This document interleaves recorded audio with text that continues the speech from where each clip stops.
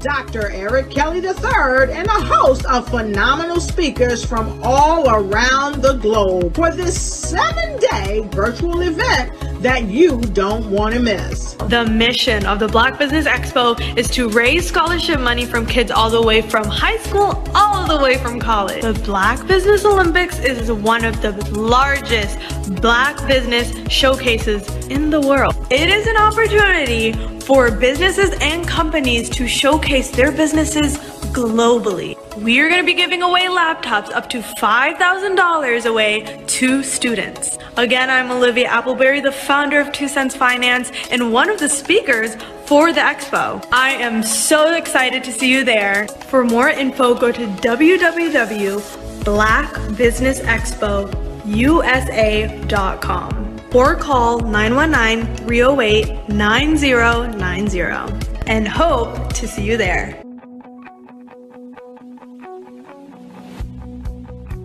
I am Black Business. From the moment I wake until the time I sleep. Yes, I am Black Business. I am Black Business. Tell me, are you Black Business? I am Black Business. Do you support Black businesses? Listen, I support Black business because I am Black Business. Black Business Expo, one of the largest business showcases in the history of Black business in the world. The world! Sign up today at www.blackbusinessexpousa.com or call 919-308-9090. I am Black Business. I am Black Business. From the moment I wake until the time I sleep, I am Black Business. I am Black Business. Are you Black Business? I am Black Business. Do you support Black businesses? I support Black business because I am Black business. Black Business Expo, one of the largest business showcases in the history of Black America in North Carolina. Sign up today at www.blackbusinessexpousa.com or call 919-380-9090. I am Black Business. I am Black Business. From the moment I wake until the time I sleep, I am Black Business. I am Black Business. Are you Black Business? I am Black Business. Do you support Black businesses? I support Black business because I am Black business. Black Business Expo, one of the largest business showcases in the history of Black America in North Carolina. Sign up today at www.blackbusinessexpousa.com or call 919-380-9090. I am Black Business. I am Black Business. From the moment I wake until the time I sleep, I am Black business. I am Black business. Are you Black business? I am Black business. Do you support Black businesses? I support Black business because I am Black business. Black Business Expo, one of the largest business showcases in the history of Black America in North Carolina. Sign up today at www.blackbusinessexpousa.com or call 919-380-9090. I am Black business. I am Black business.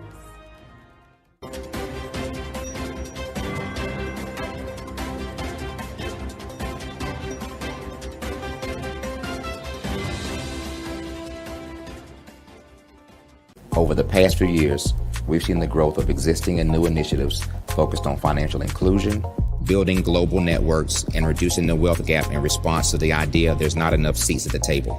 Whether their outcomes are to increase the representation of Black executives on corporate boards, ensure an inclusive global economy, or to create new U.S. African commercial pathways, the strategies are often carried out by separate programs. The question is, should they be? With the continent of Africa being home to more than half of the world's fastest growing economies, the youngest workforce, over 400 companies generating more than $1 billion annually, 700 generating more than $500 million annually that are poised for growth, and being the destination of nearly $5 billion in venture capital in 2021. Diversifying U.S. and Africa commercial engagement by building bridges between African businesses and their U.S. diaspora should begin being seen as mutually beneficial. From helping to reduce Africa's enormous capital gap to catalyzing two-way trade opportunities, the COVID-19 global pandemic hopefully has taught us that global challenges and opportunities are more interconnected than we thought. During the pandemic, African companies like Unicorn Flutterwave, insurance provider Reliance Health, ride-hailing app Yasir, and 54Gene, the continent's first bank of DNA on people of African descent, proved that when African companies have access to networks, capital, and information, they grow big, grow fast, and create solutions that are valuable to the world. This is why Be Direct was created. We are the first U.S.-based but African-centric board preparedness and board search company designed to connect U.S. Black talent and corporations to African businesses. Unique and fundamental to Be Direct's success is our process of helping board candidates adapt their experience and networks to an African context before they're connected to high-growth companies that are looking to locally and globally scale. From our focus groups with African business execs and government leaders, we don't ignore the sentiment that business is easy, but people are hard. Having a pool of board candidates with hard-to-access networks and extensive experience across the business life cycle, including successfully raising capital, is table stakes for an initiative like this. So yes, we have that. But corporate or entrepreneurial success in the U.S. does not guarantee success in Africa. Developed alongside industry partners on the continent, our training program, Be Direct Prep, is designed to transpose their experience to create cultural comfort, understanding, and a commitment to helping businesses in Africa scale. Our board governance sessions are African continental and country specific, integrated with cultural awareness and dexterity training, masterclasses led by African industry execs, and mentoring and coaching from African continental-based facilitators. But even more unique to Be Direct Prep, we cap off our training program with an immersion trip to help candidates that have not been to Africa before see and feel Africa's complexity and opportunity from African soil. We all know traditional network-based board placement has historically left a lot of us out of ever really being in the paid board pipeline. Our strategy supports the work of many great organizations that are successfully filling seats at U.S. board tables by creating more tables for those that are still left on the sideline. It's time to start seeing the role and value of U.S. Black talent and businesses on the continent of Africa differently. Old perceptions and habits limit economic inclusion. Let's transition Black talent and the African businesses they will support from the periphery of the global economy to its core. Living in a global lockdown, we all know now how fast local and global economies can change, and see the value of having businesses that hire, strengthen local value chains, and even grow globally. Status quo in any form holds back progress. We must democratize U.S.-Africa commercial engagement by socially and economically connecting cultures that have long been disconnected. It's time for for Africa's U.S. diaspora to redefine their global value by helping African businesses scale continentally and globally.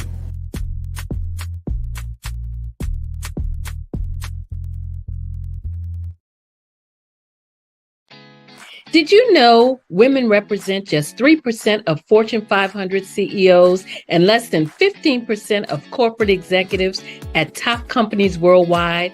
Have you wondered what the secrets are to getting into the top ranks, whether in the private or public sector? Do you want to figure out how to stop being held back in your career or passed over for promotion? Then you're in the right place. Hi, I'm Dr. Madeline Ann Lewis, President and CEO of the Executive Women's Success Institute. I have decades of experience in the military, the federal government, and corporate America, and my mission is to help women succeed and tap into their full potential. I want to reach 1 million plus women around the world to become the leaders they are meant to be. So if you want to move into a management or executive level position, or maybe you are a female veteran transitioning out of the military into business entrepreneurship, then reach out to the Executive Women's Success Institute at 301-693-3284. Let us get you on the fast track to success.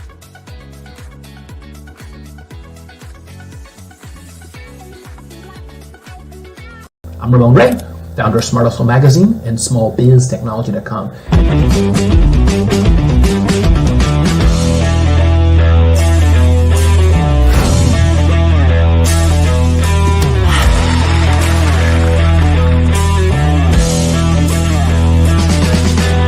You're here today to celebrate small business success. Stand up on your feet. You rocked the house. It was amazing. Didn't we learn? For me, success comes from failure. One thing not to do is shake somebody's hand like this.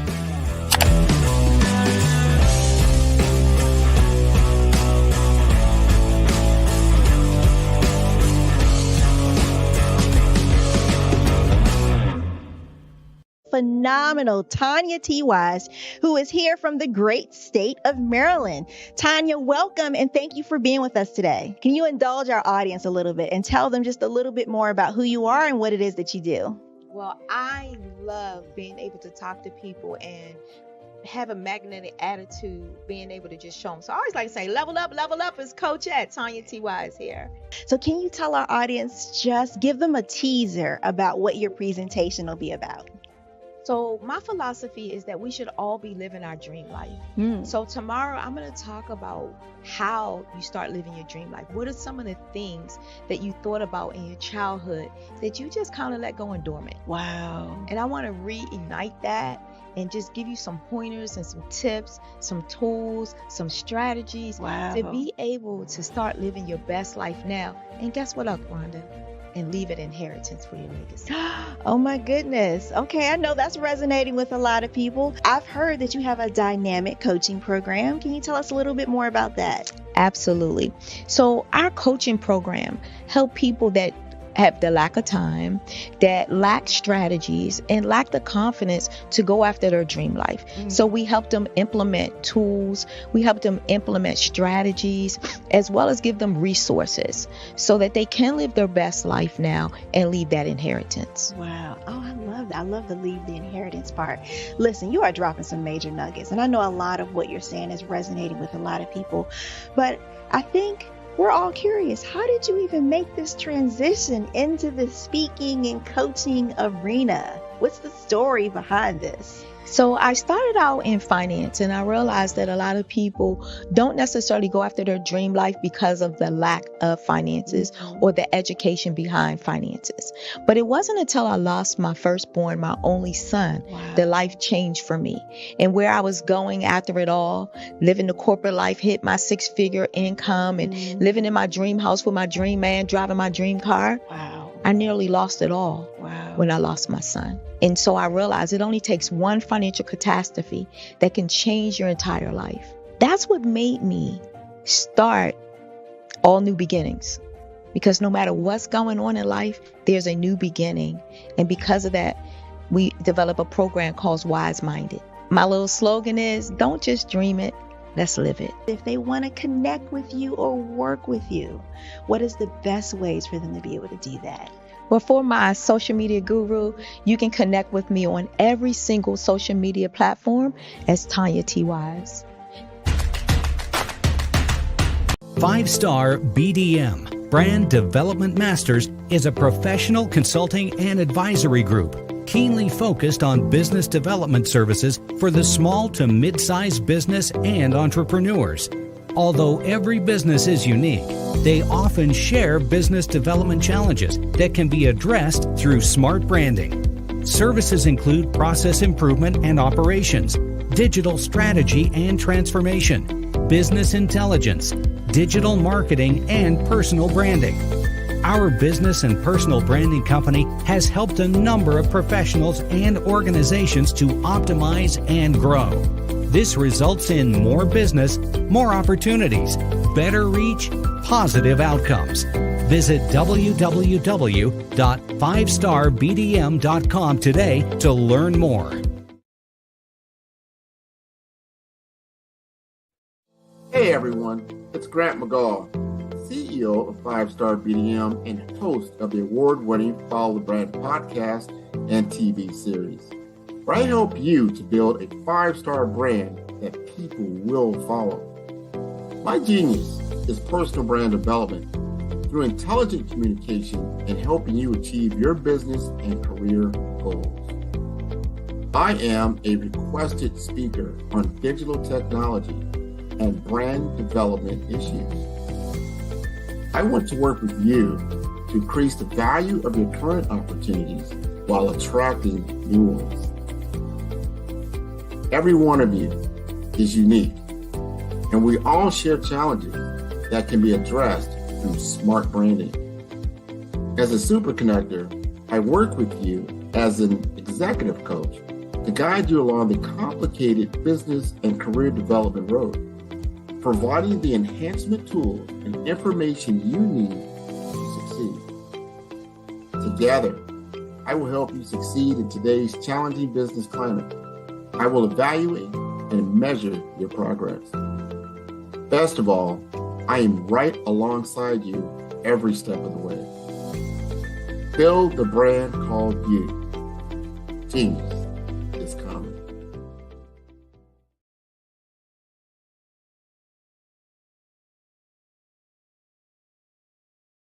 Art to me is a creative expression of something from nothing. You know, it explodes onto the canvas, or it explodes on in my work.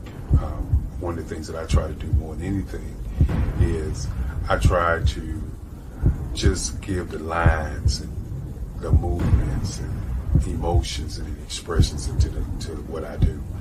Art really means to me a chance to express how I feel deep down inside.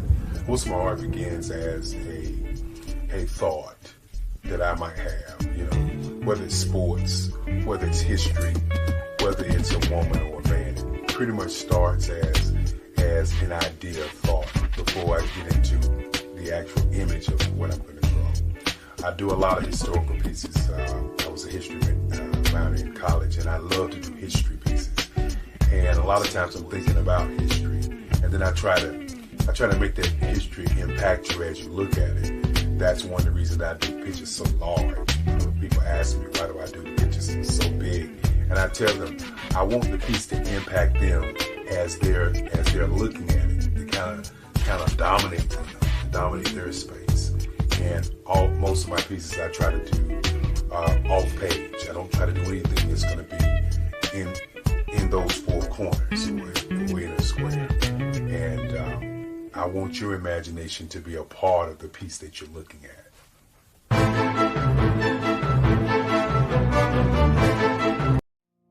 Did you know that approximately 333.34 million businesses exist today, according to a report from 2021? And you may be one of those businesses, or maybe you're not in the business market yet, but you're aspiring to be a business owner. Well, guess what? You're in the right place at the right time. Because let's face it, everything is about timing and opportunity. Hi, my name is Dr. Lotus Richey, and I'm the CEO and founder of the Lotus Richey Coaching and Consulting LLC, along with the Lotus Richey Ignite Show. 15 minutes of success with Dr. Lotus Richey, as well as books to boom your business and bring who you are. And today, I want to bring this amazing message to you about the Black Business Network and the Black Business Olympics. See, the Black Business Network and the Black Business Olympics is designed to help people just like you, that's right, that look like me, to take their business to the next level. Not just in your front yard or your backyard, but globally. The Black Business Network and Black Business Olympics is designed not to just help you survive, but to help you thrive. So join us today as we come together with businesses all around the world to support our students, our children, our young teens, our young entrepreneurs. What we do is we come together to help raise funds for students who are aspiring to be business entrepreneurs, who are aspiring and who are thriving in college. We endow them with a wonderful opportunity to gain scholarship of either a laptop or several thousands of dollars.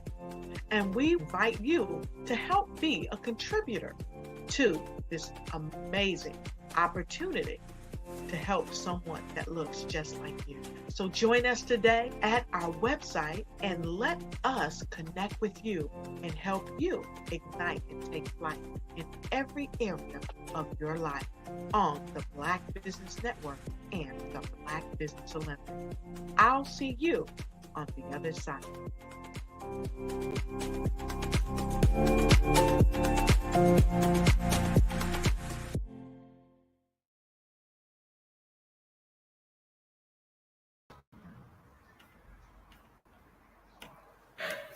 Good day, business owners, entrepreneurs, thought leaders, and corporations. Welcome to Black Business Network. My name is Nathan Twali Mlenga, and I am from Africa. You are watching me actually from Lusaka, Zambia.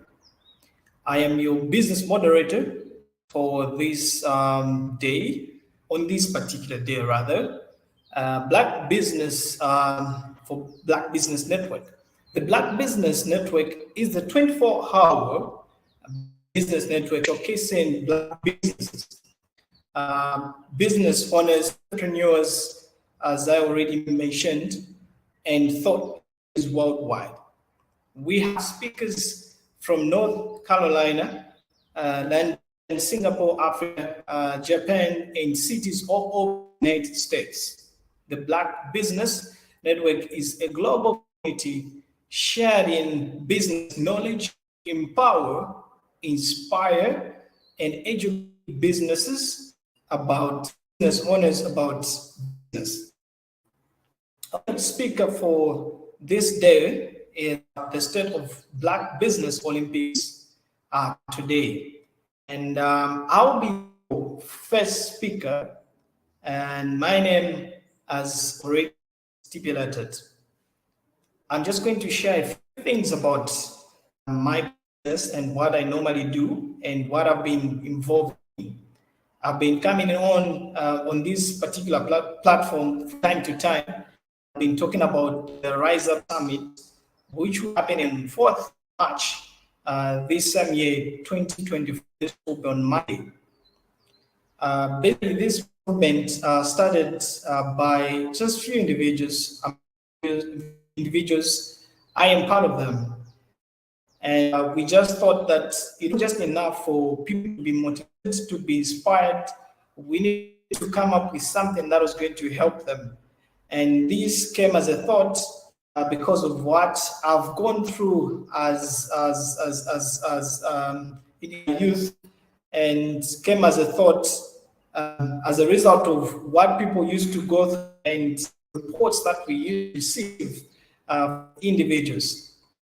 I remember there was a time when I was in my 11th grade, should be 8th grade, not 7th grade. I had nobody to help me with the streets. And then I went to my grandfather, late grandfather. He had with me, and I only asked for money, which was less than a dollar. And then I told him, I want to start a business. Like, how can you start a business with less than a dollar? Then I was like, I've learned this in school, because by then I was doing bookkeeping and accounts.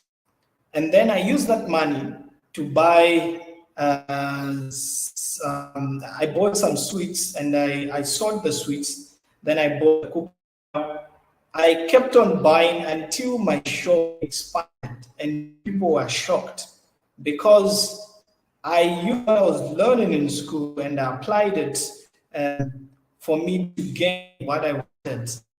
And the same knowledge that me and my team wanted to share with the rest of the world or the community.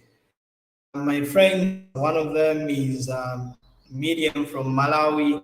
I've got also from Namibia, and also Kamara, part of the movement. So this particular movement started as a result of what we used to see young people were going through. In others were having challenges when it comes to school. Others were having challenges when it comes to just for them to live up to the standards. So we agreed and said to ourselves, we have to start something, a movement, because what we normally used to see from the traditional inspirational talks or motivational talks or shows is where people would go and attend those shows without even being given anything. On top of that, they'll pay the monies for the tickets for them to be allowed to enter the shows. There's nothing wrong with that. But actually what we wanted to do was to do the exact opposite of what most people do. So if people come to us, we'll give them ideas. And if at all we have enough monies in our coffers, we'll help them to do, like for those who are having startup businesses, we'll help them to start their business as long as they present or they pitch their ideas to us. So for example, the one that we'll be having on Monday, the Rise Up Summit, the one is called Rise Up because we want people to rise above challenges, to rise above whatever it is that they're going through in life. So talking of challenges, just like I've already mentioned, in Africa, many people think of Africa as the place where, there's poverty, there's this. Actually, there are a lot of opportunities here. And if people were to come and invest back in Africa, that can be a greater opportunity because we already have technology here. I'm using technology. I'm able to communicate with the rest of the world because of technology. And someone thought about it that they needed to rise above challenges. They identified issues, and those same issues, they turned them into capital. So even as it's not that we want to make money for us to keep things going. Yes, of course, the organizations will need money for it to run. But all these things will be done as a result of people that will be coming in, at least to help us in one or two things. And again, we have our objectives as an organization. Sorry, I didn't make mention of when it started. I just mentioned the people that are involved. So I am the co-founder with my friend Medium, who's from Malawi. She'll be in Zambia. She'll be landing in Zambia this coming Saturday. Our objectives, because this particular organization started in 2019. And that's when we thought of the idea. We shared the idea with the rest of the people, and then they bought into the idea. And as I'm speaking right now, we have people that have come on board because they've seen the vision that we have. We have organizations such as Swala Pilu, which means that hold your heart, and they're into mental health. So they sponsors, they had to sponsors. They printed out a banner for us, and they also provided some refreshments for the people that will be coming, because for the venue, we were sponsored by the U.S. Embassy. And I'm glad to mention the U.S. Embassy, because they're the ones who provided the venue for us for free. So there was no need for people to pay for them to come and listen to the speakers that will be speaking. And so coming to objectives of the organization, one of the objectives that we have is to empower women. Coming to think of it, women are the most vulnerable in the community. You find that most ladies are vulnerable not only to their predecessors, not only to their relatives, but in the workplaces, ladies are found to be vulnerable. The patriarchal system has continued, but we haven't neglected the boy child as well. We also want to empower the boy child, because the world has forgotten the aspect of taking care of the boy child. Boys are not taught to say, you can cry, it's normal to cry. For boys, they're taught to say, as a man, you don't have to cry. Whatever goes through, whatever is going on in your life, you just have to move on. But that's not the real thing. When things are hard, people have to cry. That's normal. No wonder we find people committing suicide. No wonder this Swalapidu organization is coming in as a result of trying to curb issues that has to do with suicide or suicide. So we are working hand in hand with them, at least to empower women and also to empower boys, to tell them that actually it's normal for a man or for a boy to cry, and also to talk to someone, because most men don't share their personal griefs. They would rather die without telling or informing anyone to say this is what they were going through. So this is basically what we normally do. That's one of the objectives that we have, that is to empower women. So which means that if we have enough monies from the donors, the people that are willing to donate or to help us with the movement on how we can run things, the doors are open.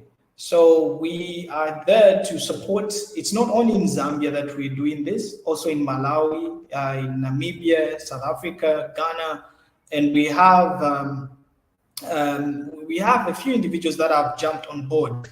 So in order for us to empower women, we need resources, and one of the resources is money. We need money. We also need human resource, where we can be sending people who are able to identify those individuals that are willing to bring change. We need, because there are a lot of women out there, they've got ideas, but they don't have capital. We understand that the world is faced with, is faced with a lot of challenges. Just some few years ago, we are faced with COVID-19, and now we're also having other challenges that may hinder people not from progressing. So the other objective that we have as Rise Up movement or Rise Up Summit movement is that we also want to educate. Apart from empowering them, we also want to educate them. So we have a program where when we have enough money, we'll get some of the monies. We sponsor those who are in tertiary education. We also sponsor those who are in secondary and elementary. We also try to sponsor those who would like to study abroad, but at the moment we are just dealing with the locals. So when the monies are enough, our objective is to make sure that we sponsor not only the less privileged, but there are those who are in school. It's just that maybe their parents are just having some difficulties. We also try to jump in. So apart from empowering women, we are also there to provide education. We work hand in hand with the orphanages so that we try and see what can work best for the both of us or for both our stakeholders. We also try by all means to provide rehabilitation centers for the street kids, because we understand that they also need help, in as much as they may be in the streets. Some of them, of course, they have a genuine reason of being there, but that's not the better place for someone to stay, because they need shelter, they need food, and you find that the things that they're taking in is not even good for their health. So we are trying by all means at least to help the street kids. We are trying by all means at least to help the less privileged. We're also trying by all means to provide a shelter for these young ones or young chaps, for them to have a better life. Because one of the goals, just like I stated in my introduction, that is to bring change and to make sure that people rise above their challenges. Otherwise, it's not good for me to have everything and I forget about my brother who's in the streets. Otherwise, if I've got something, I need to share with them, because I am what I am because of what somebody did to me. Somebody helped and extended their hands for me to be here. So I also have to do the same thing. I have to extend where I can, and I have to make sure that my neighbor is being taken care of, because my neighbor is anyone who's directly and indirectly affected by my actions. So we have to make sure that we are our brother's keeper, and that's what has been one of our objectives. And the other thing is also to provide a platform for the speakers. Like we do provide, we do have Speakers Association. One of the organization is Fly High Speakers Association, where we engage speakers. We provide them with a platform where they'll come and speak, and we even find audience. We provide them with people, and then they just have to come, because we want to try and identify talents that people have, because others are good at speaking, then others are also good at teaching. So we want to try by all necessary means to identify. So that's also another objective that we have, which is to identify the talents that individuals have. So we are working tirelessly just to make sure that we do our level best to do that which is required for people to get there. Then the other thing that we are also doing, we try. It's just that it's very sad. May he so rest in peace, the late president of Namibia. We were trying to engage with the government and also some organizations from Namibia. The process even started. It's just that there's state funeral in Namibia. It just died a month ago. So, which is very sad, but otherwise we tried by all means to engage governments, to work with them, apart from providing platforms for the speakers to come and speak on our platforms, on our shows. So talking of the speakers, on Monday we will have some speakers. Some of them are doctors, some of them are lawyers, some of them are farmers. We have one particular speaker who's done doctorate. She's even the dean of law school of one of the schools in Zambia, and these are it's a tier 1 school. It's recognized and it's at par with the University of Zambia. Her name is Dr. Chinambu Kafwidu, and she's one of the respected individuals that I've ever seen, and she's mentored me in many ways, legally, emotionally, everything. Like, she's mentored me, and this will be one of the speakers that will come and speak at this important event. The other speaker that we'll have is no other than Ambassador Michelle Banda. She is the former ambassador to Malaysia, Zambia to Malaysia. She worked there during the times of should be Sata or Mwanawasa, and her works were recognized by the state. Actually, she's a very hardworking woman. She holds masters in law. She also holds degree in law, and she also has got other businesses. She's worked with international organizations. She's also worked, she's the human rights activist. The other speakers that we also have Miss Mtinta Mono. She's the farmer, a teacher and a consultant. She's also done great things for this country, Zambia, and also she's done a lot for Africa. We also have Faith Ngwira Mbewe. She's also a member of Toastmasters, and she's also a great speaker. So these people that I've talked about will come and share their experiences on the platform that we've provided for them. Otherwise, this is not a movement that will just end and die its natural death. No, it will keep on going and until I don't know, because we have tried by all means and we thought about it to say we need to have objectives that will be in line with what people want.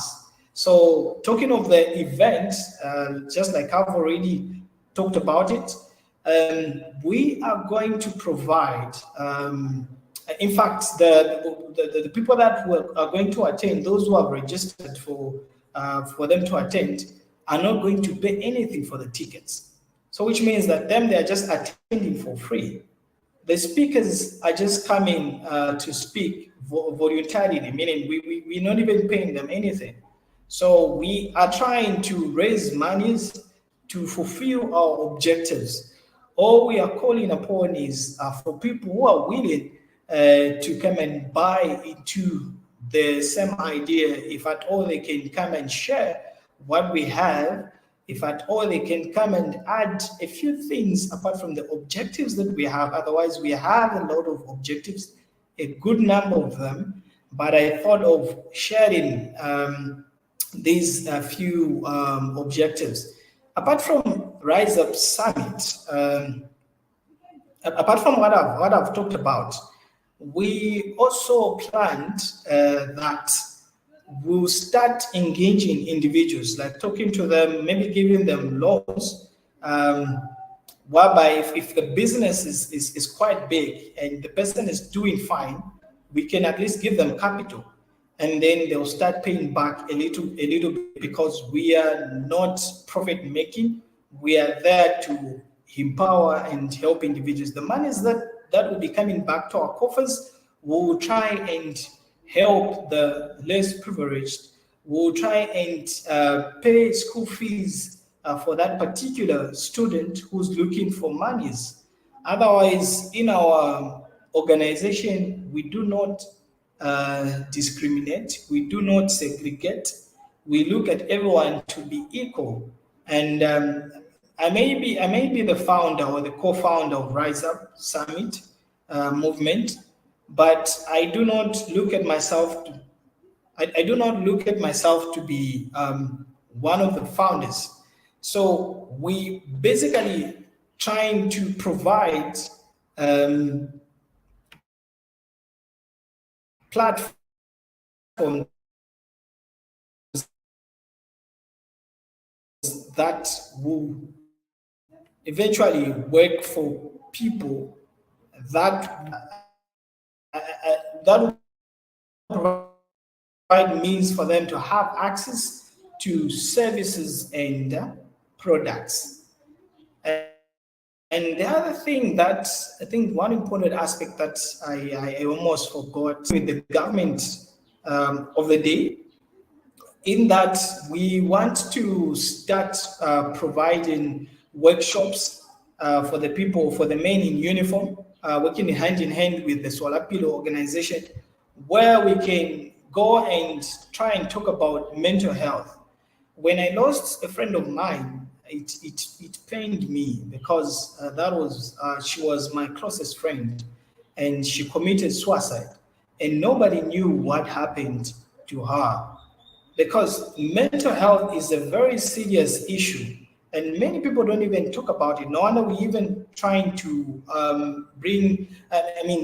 to also help the boy child, not to neglect the boy child, because most people have neglected the boy child. They are just talking about the girl child, the girl child. Even the boy child also needs our help. They also need to be, to be treated as human beings.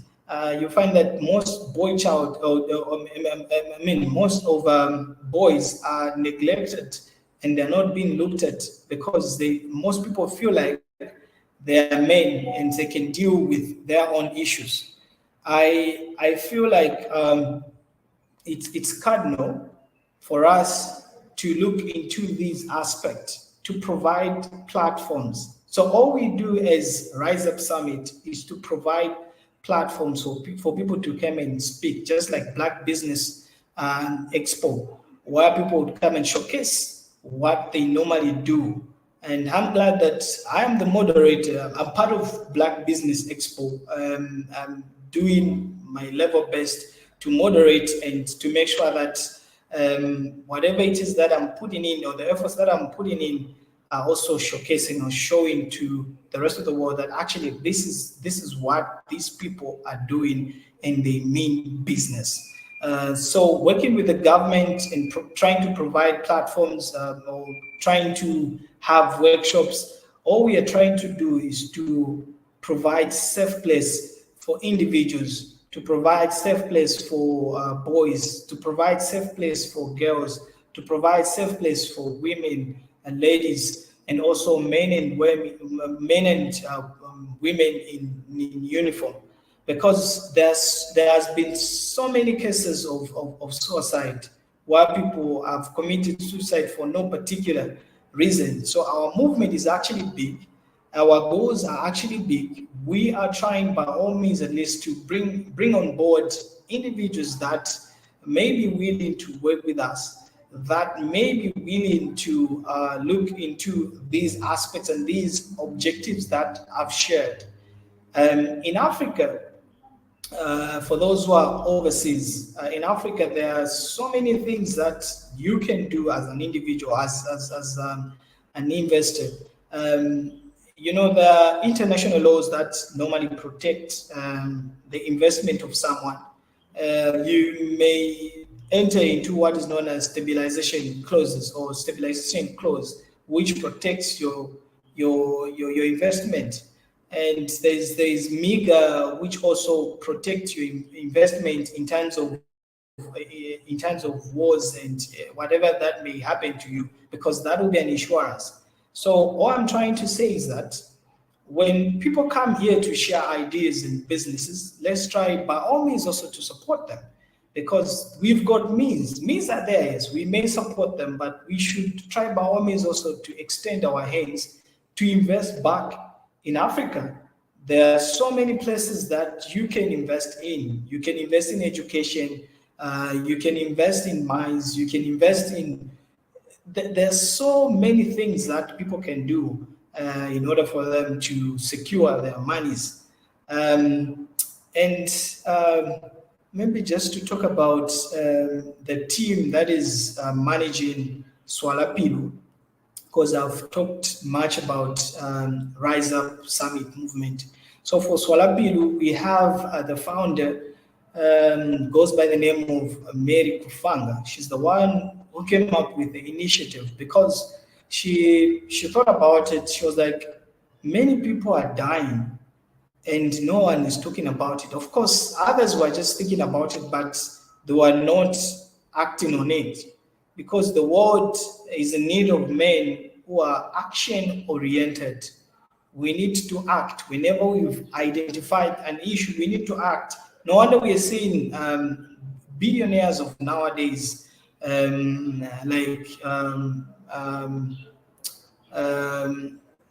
like Mark Zuckerberg, and also the other big guys who have made it in life.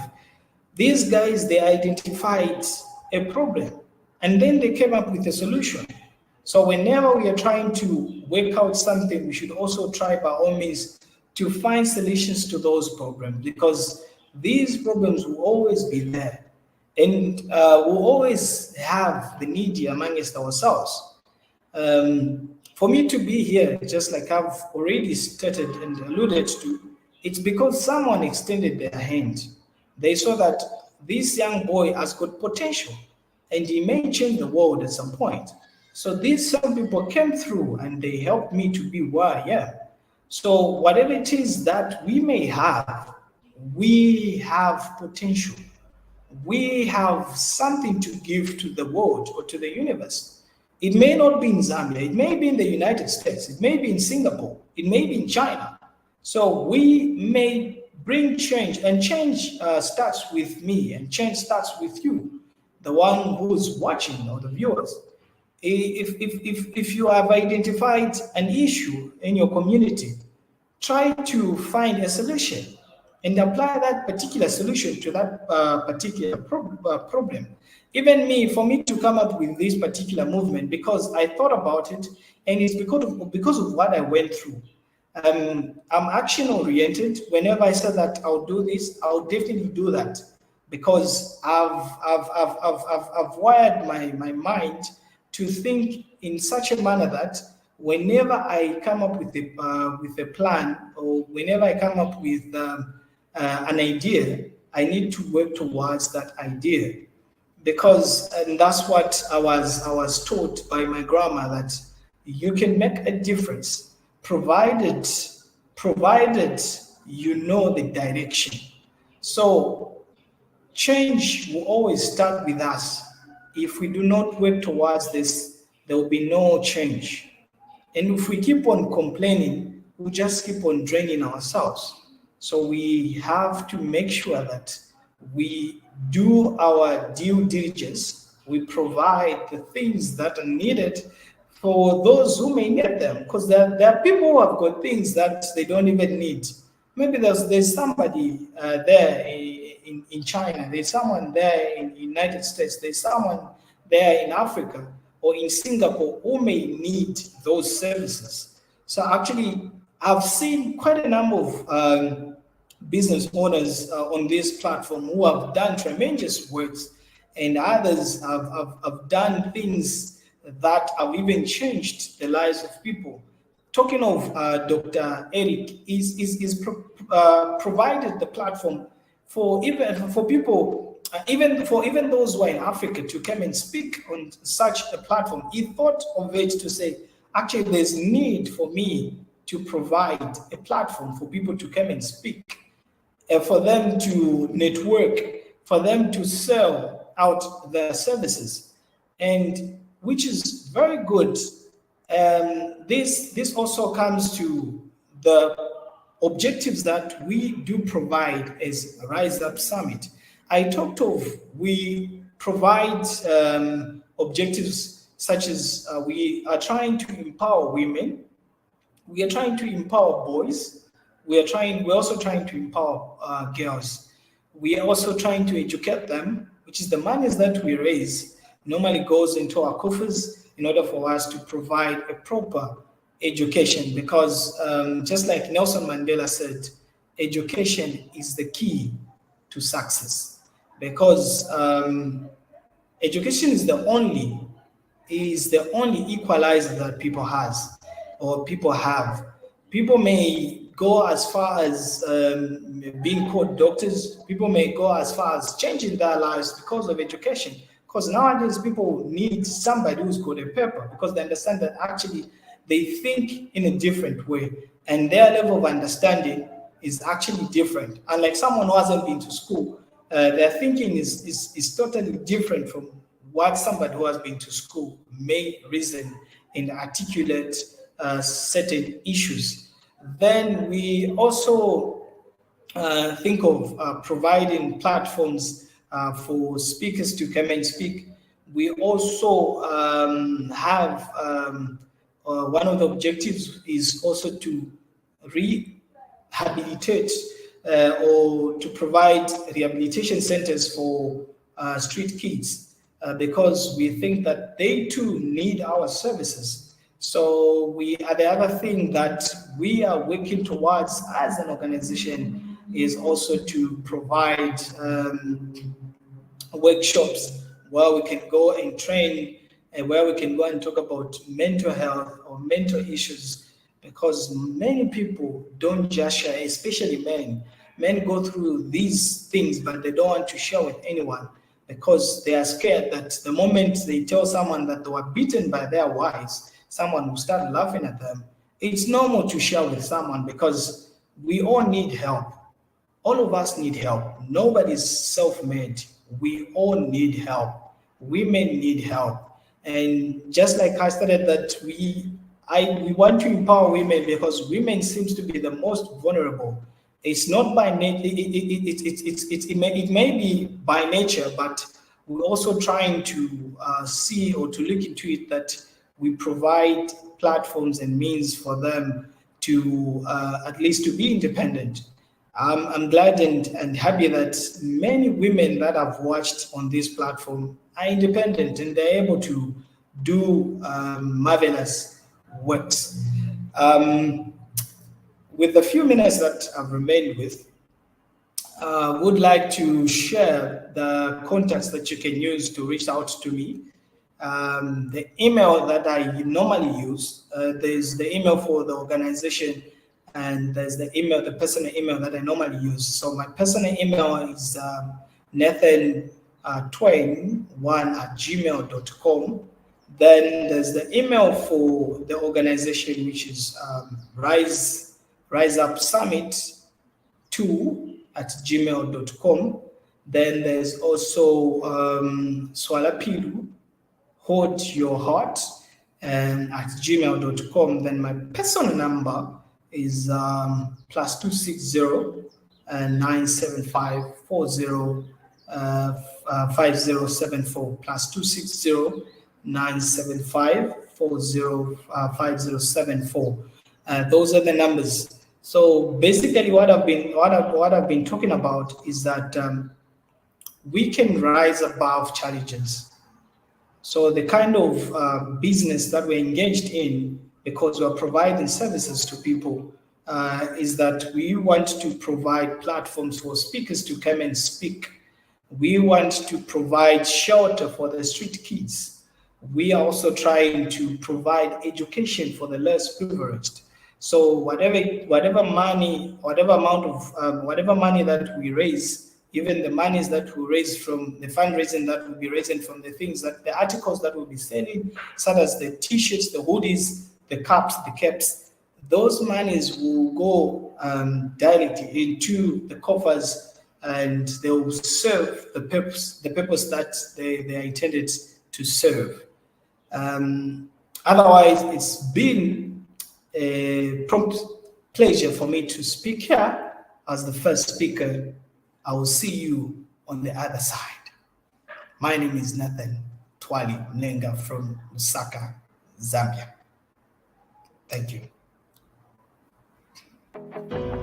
I am Black Business. From the moment I wake until the time I sleep, I am Black Business. I am Black Business. Are you Black Business? I am Black Business. Do you support Black businesses? I support Black business because I am Black Business. Black Business Expo, one of the largest business showcases in the history of Black business in the world. Sign up today at www.blackbusinessexpousa.com or call 919-308-9090. I am Black Business.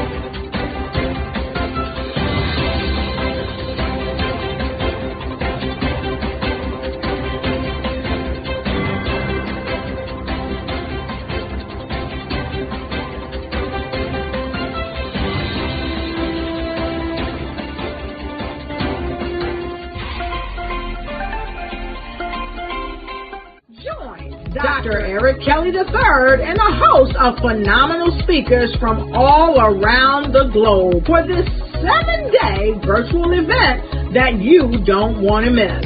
The mission of the Black Business Expo is to raise scholarship money from kids all the way from high school, all the way from college. The Black Business Olympics is one of the largest Black business showcases in the world. It is an opportunity for businesses and companies to showcase their businesses globally. We are going to be giving away laptops up to $5,000 away to students.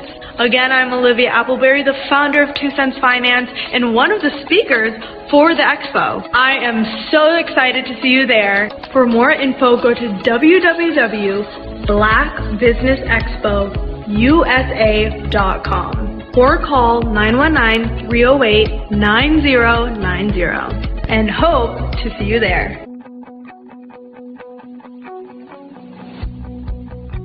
I am Black Business. From the moment I wake until the time I sleep. Yes, I am Black Business. I am Black Business. Tell me, are you Black Business? I am Black Business. Do you support Black businesses? Listen, I support Black business because I am Black Business. Black Business Expo, one of the largest business showcases in the history of Black business in the world. The world! Sign up today at www.blackbusinessexpousa.com or call 919-308-9090. I am Black Business. I am Black Business. From the moment I wake until the time I sleep, I am Black Business. I am Black Business. Are you Black Business? I am Black Business. Do you support Black businesses? I support Black business because I am Black Business. Black Business Expo, one of the largest business showcases in the history of Black America in North Carolina. Join Dr. Eric Kelly III and a host of phenomenal speakers from all around the globe for this 7-day virtual event that you don't want to miss. The mission of the Black Business Expo is to raise scholarship money from kids all the way from high school, all the way from college. The Black Business Olympics is one of the largest Black business showcases in the world. It is an opportunity for businesses and companies to showcase their businesses globally. We are going to be giving away laptops up to $5,000 away to students. Again, I'm Olivia Appleberry, the founder of 2 Cents Finance and one of the speakers for the expo. I am so excited to see you there. For more info, go to www.blackbusinessexpousa.com or call 919-308-9090 and hope to see you there.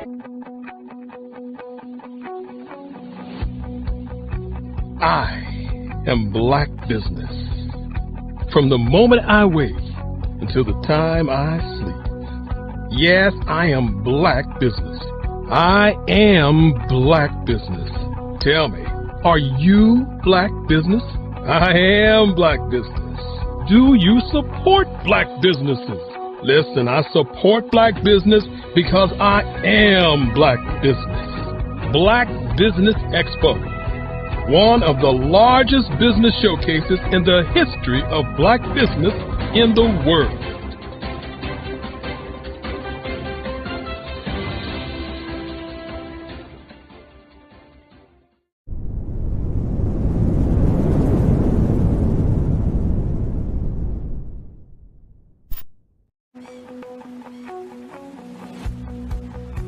I am Black Business. From the moment I wake until the time I sleep. Yes, I am Black Business. I am Black Business. Tell me, Are you Black business? I am Black business. Do you support Black businesses? Listen, I support Black business because I am Black business. Black Business Expo, one of the largest business showcases in the history of Black business in the world.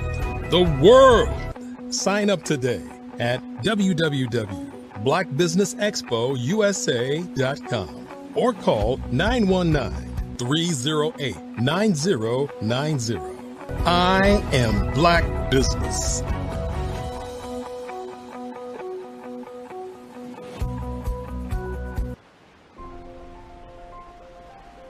What if you could build your own city?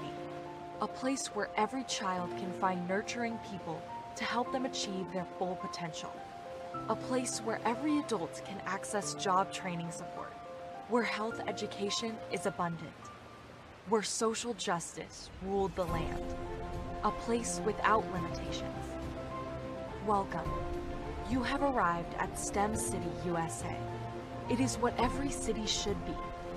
A safe and trusted community where you find people and resources to help you become everything you are and beyond.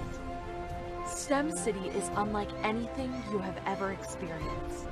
It is a digital twin of the world around you, only better. STEM City is about energy and soul renewal. It is more than a digital world. You can almost feel the power of live cultural events, music, and theater. STEM City promises a better future for children with caring mentors and hands-on activities with dedicated tutors to support our youth. STEM City is your passport to a healthy lifestyle with weekly events addressing our community's many issues. STEM City is your financial well-being with helpful information on wealth management, career advancement, job training, and so much more. STEM City is the community you deserve. It is the city where your dreams can come true. STEM City USA, a place in the sky that is accessible to all who reach for the stars.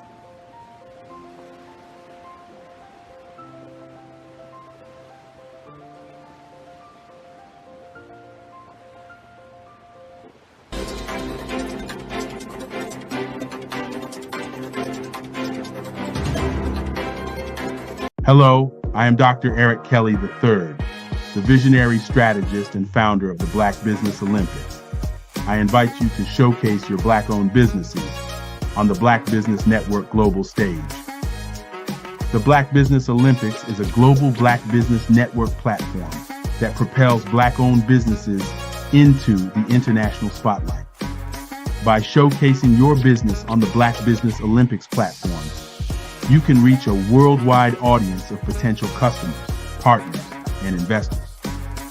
You can also establish yourself as a thought leader and expert in your field, attract lucrative partnerships, and more speaking engagements. In addition, the Black Business Olympics platform provides a valuable opportunity to connect and collaborate with like-minded entrepreneurs and business professionals from around the world. This can lead to new business opportunities, ideas, and relationships. Finally, by sharing your story and expertise on the Black Business Olympics platform, you can inspire and empower others. This is a powerful way to make a positive impact on the world and leave a lasting legacy. If you are a Black-owned business owner, I encourage you to seize the opportunity to showcase your business on the Black Business Olympics platform. It is a once-in-a-lifetime opportunity to make an indelible mark on the world. Be one of the 1,000 visionary entrepreneurs who are changing students' lives, shaping industries, and leaving an unforgettable legacy for their families. Unleash your voice on our global stage and watch your business thrive. Black Business Olympics is one of the largest Black business showcases in the history of Black business in the world. Yes, the entire world. Just give me a call today at 919-308-9090.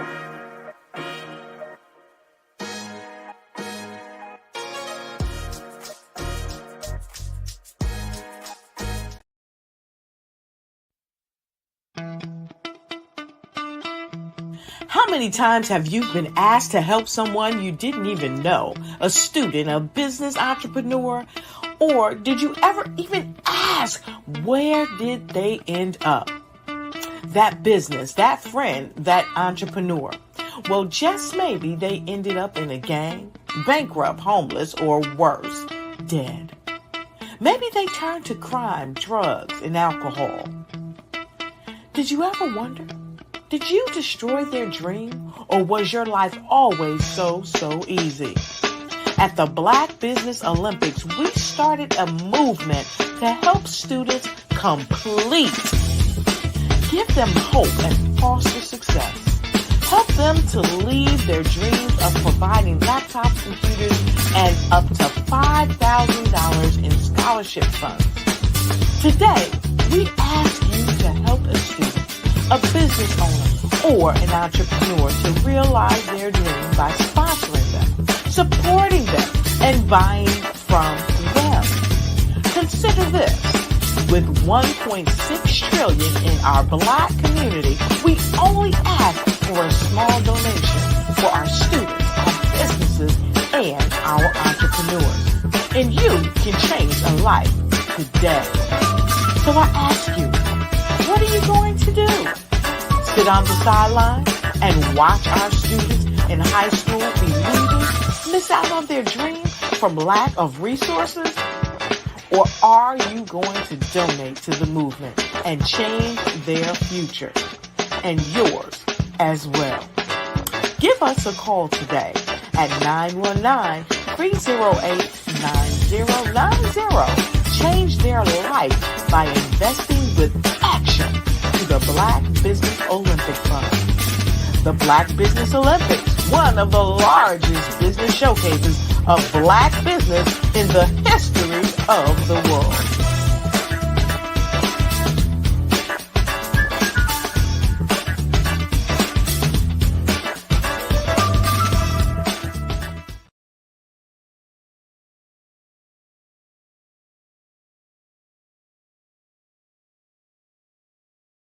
I am from Washington, D.C., but I was raised in Durham, North Carolina.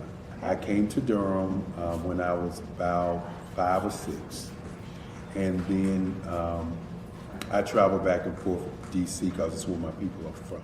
One of the unique things about my family is my mother, she's also an artist. She does quilting, and she does a lot of artistic things. And then my son, he draws with both hands, his right hand and his left hand like I do. So that's kind of a family trait. And then my other son, he's a videographer, and my daughter, she works, she's a regional vice president for Sunglass. When you start out drawing and sketching, you want to continue to explore, you know, each avenue. I do pastels, I do pen and ink, I do painting, I do acrylics. I haven't done oils yet, but I try to do all facets of art. What I say to a lot of times to people is, you know, you can't put yourself in a box when you're an artist. You have to explore. And over the course of my life, I've tried to explore different mediums. I also do sculpture as well. I choose my subjects by the intensity that they have in their faces, or the intensity that somebody is moving, because I do more than portrait drawings. I also do I do abstract, and then I do figurative drawing also. Well, what happened in this particular show is that I started out trying to come up with something that would be a little bit different than what everybody else is doing. So I was working on a Barack Obama show, and they wanted me to do some paintings of Barack. And so what I did was, because of the deadlines, I kind of did it kind of fast. And then I realized when I was doing it fast, I enjoyed it. And so then I started doing other pieces the same way, and I started to enjoy those pieces also. And so I came up with this particular style, and it's a style of lines and colors. And what's interesting is that when I was in college, I did a show called Lines, Colors, and I talked about the boldness of the blacks, the hotness of the whites, and this is how this is come about, later on in my life. And the colors comes from a lot of the entertainers that I work with, where they wear different colors. They don't wear, your plain reds or your whites. They wear different colors, and so that's also another piece of what's giving me the colors. The subtitle of this show is Faces That Speak Life. That's real critical. Faces that speak life. Each one of these pieces is a life source and a life energy that's being put on display for people that are looking at them. I always say in terms of my art, it's not important that I draw them. It's important what you get out of what I draw. I don't try to just draw it because you like it. People wanted me to do prints. I didn't do prints. People asked me to do different people, but the people that I choose are people that make a difference in the lives of people in the world. So the human landscape idea was, again, as I say, the lines represent your emotions, it represents your ideas, and it represents your journey as a human being. And that's why you get the different pieces and the different looks. And as you notice, I try not to do one look that looks alike another look. And that's what's the most important part of this show. Art to me is a creative expression of something from nothing. It explodes onto the canvas, or it explodes on in my work. One of the things that I try to do more than anything is I try to just give the lines and the movements and emotions and expressions into to what I do. Art really means to me a chance to express how I feel deep down inside. Most of my art begins as a thought that I might have, whether it's sports, whether it's history, whether it's a woman or a man. It pretty much starts as an idea of thought before I get into the actual image of what I'm going to draw. I do a lot of historical pieces. I was a history minor in college, and I love to do history pieces. And a lot of times I'm thinking about history, and then I try to make that history impact you as you look at it. That's one of the reasons I do pictures so large. People ask me, why do I do the pictures so big? And I tell them, I want the piece to impact them as they're looking at it. To kind of dominate their space. And most of my pieces I try to do off page. I don't try to do anything that's going to be in those four corners or in a square. And I want your imagination to be a part of the piece that you're looking at.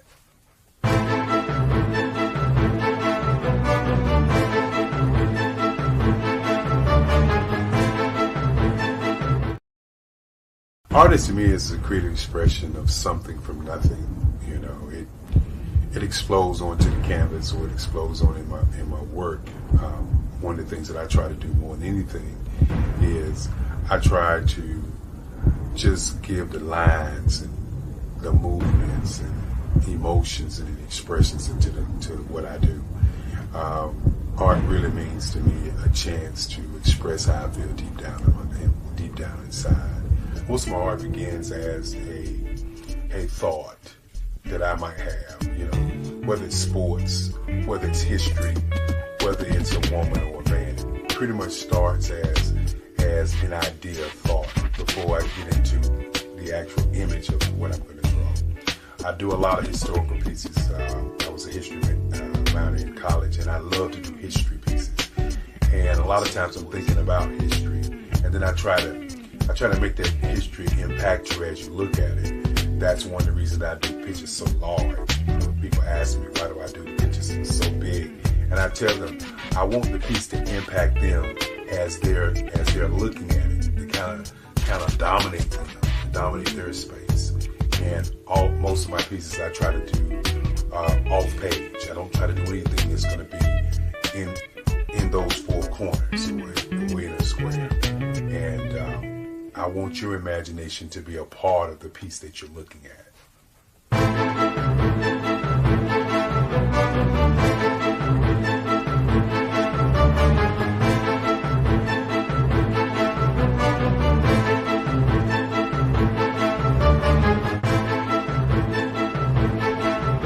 way I feel when I'm drawing, when I'm creating something, is I feel free. I feel like there's an anticipation of something that's going to come. I try not to draw first. I try to draw second. And what I mean by that is I try to allow myself to kind of get into the piece and just relax.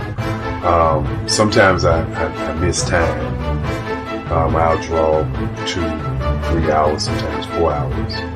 And while I'm drawing, it's just a free. I just feel free. I mean, I feel like time stands still.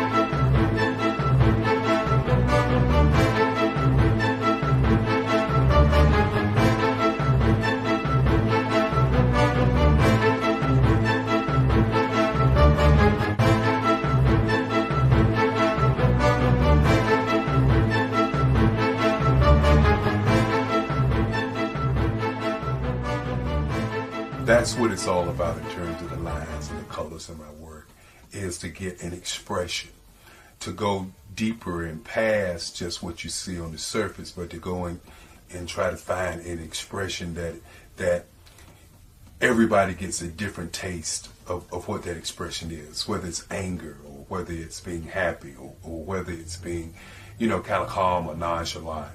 That expression that people take away from the piece is the most important part of what I do as an artist.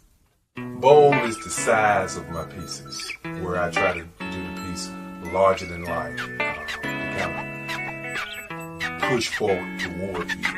That's what the boldness is all about. It's not so much about the lines, it's about the size.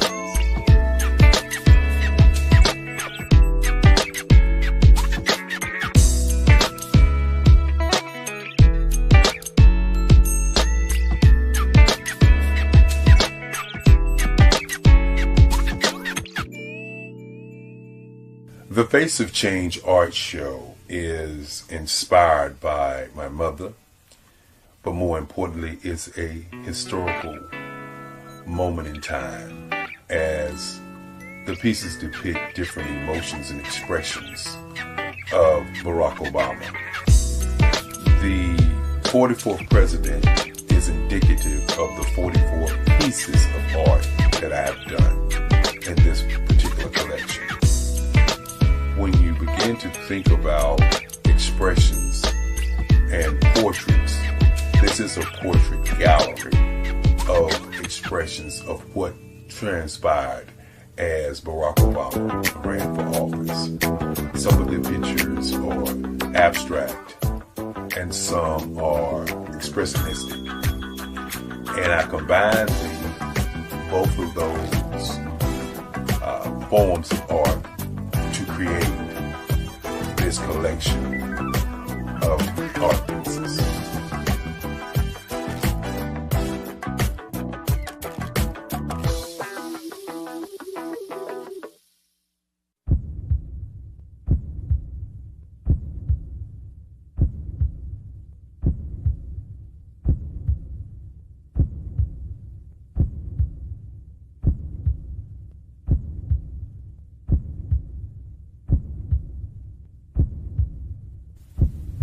Overcomer,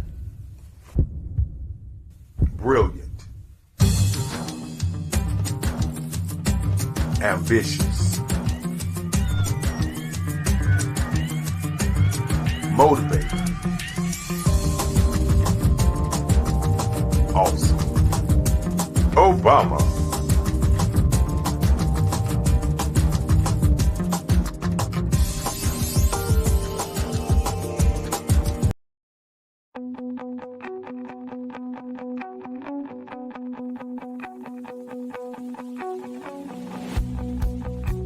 I am Black Business. From the moment I wake until the time I sleep. Yes, I am Black Business. I am Black Business. Tell me, are you Black Business? I am Black Business. Do you support Black businesses? Listen, I support Black business because I am Black business. Black Business Expo, one of the largest business showcases in the history of Black business in the world. The world! Sign up today at www.blackbusinessexpousa.com or call 919-308-9090. I am Black business.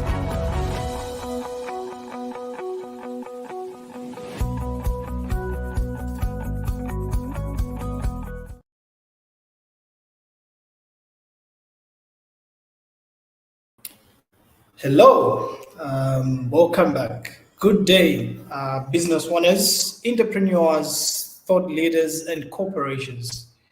Welcome to Black Business Network. My name is Nathan Twali Mlenga. I am your host, moderator for the day, and you're watching me from Lusaka Studios.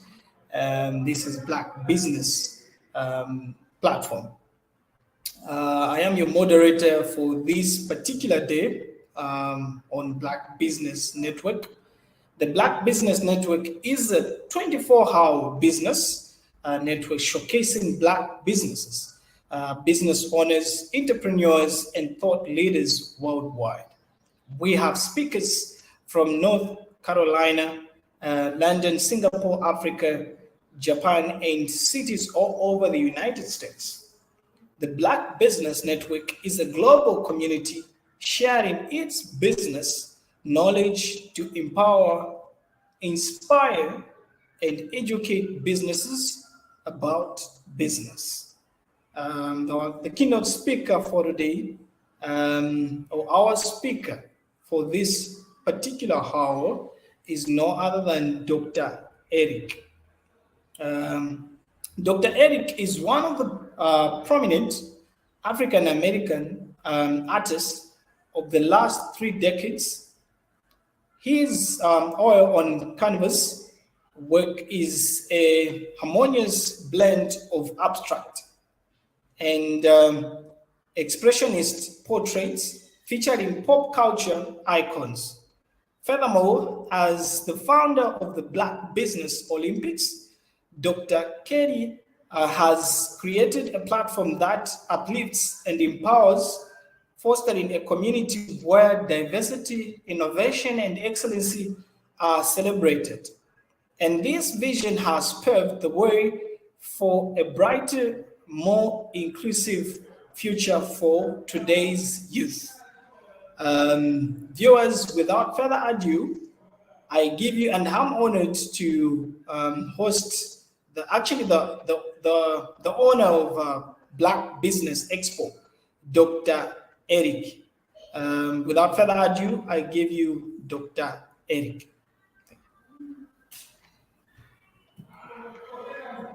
Good morning, good morning, good morning. How are you today?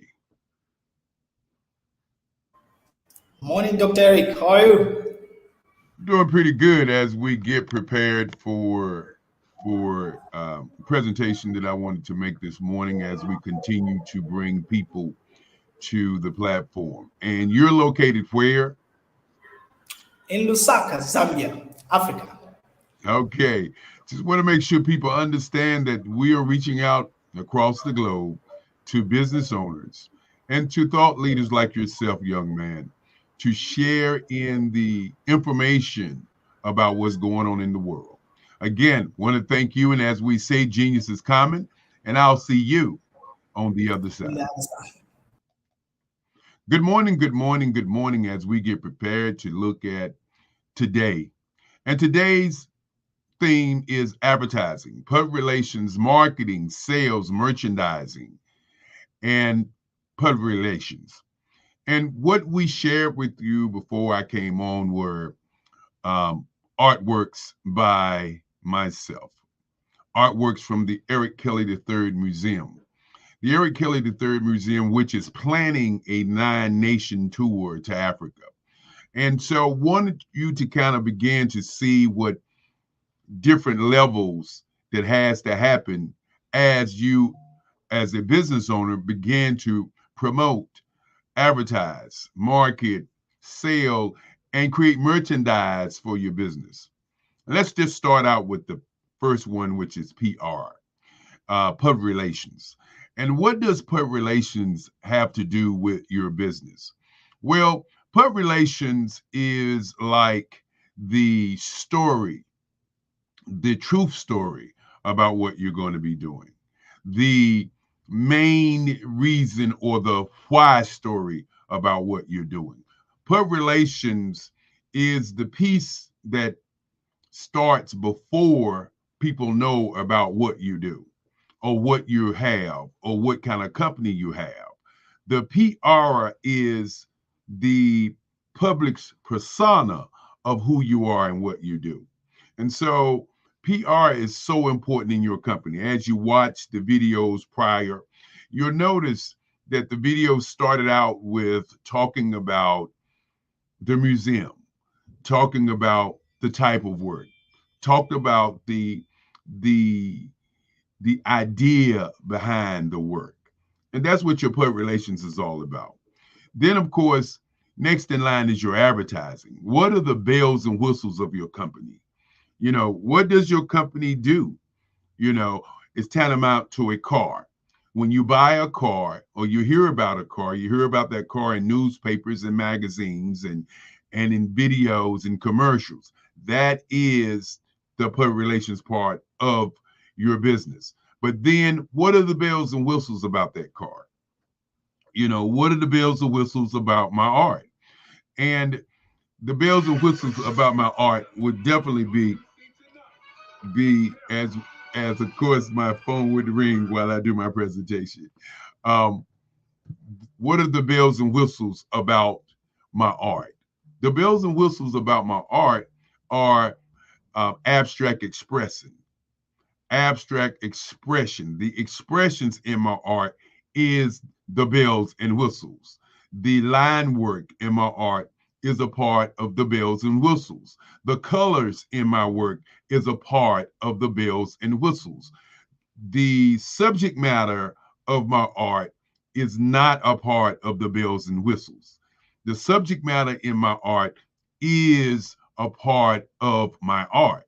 I want you to get that for a moment. When you look at your company, you know, what is your unique advantage? What is your features and what is your benefits about your company? That is what people want to know. They don't want to know how long you've been in business, because most of the time they expect you to be a competent or a business that's been in business for a while, that's doing great things. So as we look at the advertising piece, or as you look at your car, and we want to keep that going backwards and forwards so that you can kind of get a feel, because some people can see what a car is. And so that's why I use that analogy. So with your car may have a engine, a type of engine that makes it a benefit to you. The engine may be also a feature. You may have power windows, power door locks. You may have a exercise trunk. You may actually have a large vehicle or a small vehicle. These are the features and benefits. This is the advertising piece. This is what the car has. You know, why would I buy the car? Okay, becomes the marketing. The marketing is the gas that runs what you do. So let's talk about marketing of the art. The marketing of the art is who you put that art in front of so that they can see the bells and whistles, which are your advertising. So many times I talk about you can lead a horse to water, but you want to be the salt. You can lead a horse to water, but you want to be the salt. Because many times people say you can lead a horse to water, but he won't drink. Okay. Ask yourself in your business, what part of your business are you? Are you the leader of the horse to the water? Are you the horse, which means you're the worker bee? Are you the horse that's coming to the water, or are you the person that's riding the horse, or the person that's following a follower? Okay. And then the last question is, are you the salt?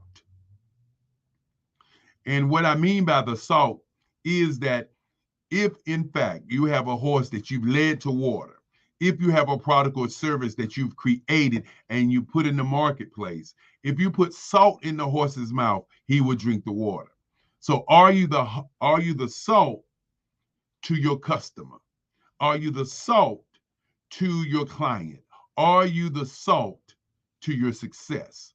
And so these are the kinds of things that people don't think about when they think about marketing. Marketing is the gas that runs the car. Now, today's theme also embodies sales. And we're going to talk a little bit about sales in the end.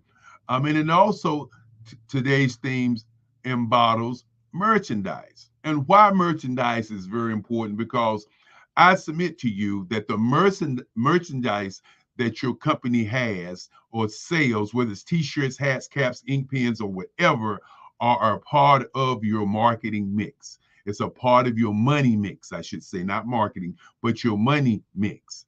So you got public relations that tells the story, that gets people to trust you. You got advertising that talks about the bells and whistles of what your company does. Then you have the marketing, and the marketing drives your product in front of your client. And your marketing is your salt. And then, of course, you got merchandising, which is also a part of your money mix. Let's talk about sales and why sales is so valuable. Sales is the lifeblood of your company.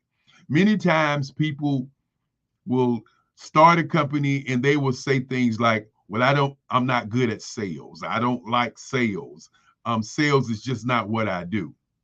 And so what I want to submit to you this morning is that you must understand that you sell every time you open your mouth. You sell every time you put on the clothes that you wear. You sell every time that you walk into the room. So when you say you don't like sales, you have to also understand, then why do you dress the way you dress? Why do you talk the way that you talk? Why do you interact with people the way that you interact? All of this is sales. Now, understanding how to sell is altogether another situation. And let's go into the whole sales cycle, the sales piece this morning, and see if in fact that you can begin to see how sales is valuable and how sales is very important. The first part of sales is very important. And that first part of sales is understanding who your client or customer is. That title is called qualifying. And why is qualifying very important? Well, qualifying is important because you want to know whether or not you have a suspect, a prospect, or a buyer. How do you find out if you have a suspect, a prospect, or a buyer? The way that you find that out is by qualifying that client, by asking that client qualifying questions. If you're selling water products and you're talking to a person who does not need them, then you're explaining to them what you're selling. Qualifying your client is the very essence of sales. Before you even begin the sales cycle, qualifying that client is very important. And when you qualify that client, you must have 15 questions that you can ask about what your business does to that person so that you can find out whether or not you got a prospect, suspect, or a buyer. And what I mean by that is, many times we go into a conversation with a client or a conversation with an individual and we don't ask any questions. we don't qualify them. So we spend 2-3 hours working on proposing our product.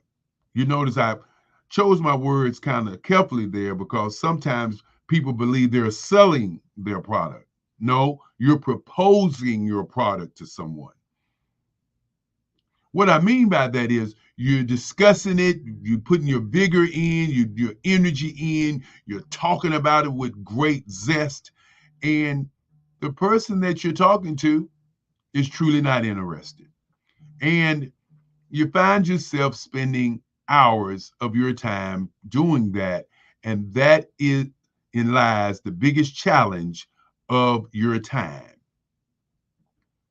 So the qualifying round is incredibly the most important part of the round of your sales because it opens the door, it tells you whether or not to go forward, and it also saves you time.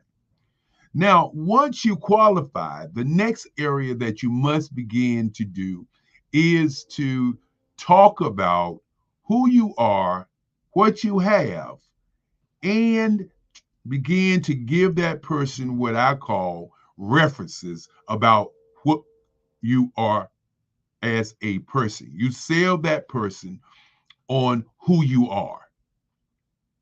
I want you to listen to what just happened. First, you qualified. Then once you qualify the person and that person begins to be a buyer, then you want to, what we call, share with them information about who you are and what you have. In other words, you are creating a trust there. Now, once you create that, once you sell the person on who you are, now it's time to sell your product or service with features and benefits. Now, these features and benefits and these services have to be a part of what you got or learned during the qualifying round. That's why the qualifying round is very important. The qualifying round is 15 questions or 8 questions of what you need that buyer to understand about your services and what your buyer is saying in reference to what you're saying about the questions that you're asking. And so when you begin to sell your product, you want to put the features and benefits down. And those features and benefits align with what you and the client or customer have talked about during the qualifying round. Once the selling of your services or, sharing the information, now it's time to close. And this is where the customer becomes the most what we would call disinterested, looking for excuses, gets more rigid, gets more on the defensive when you begin to close. But when you do a great qualifying round, the close is already done. Okay? And you close on the statements that the person that you talk to or the client that you talk to in the qualifying round. As you can well see, everything backs up to qualifying your client. Many times when you don't qualify your client, you spend a lot of time just talking. And once you close the client on the features, the benefits of what that client is looking for, then the most important thing to the sale is signing the documents.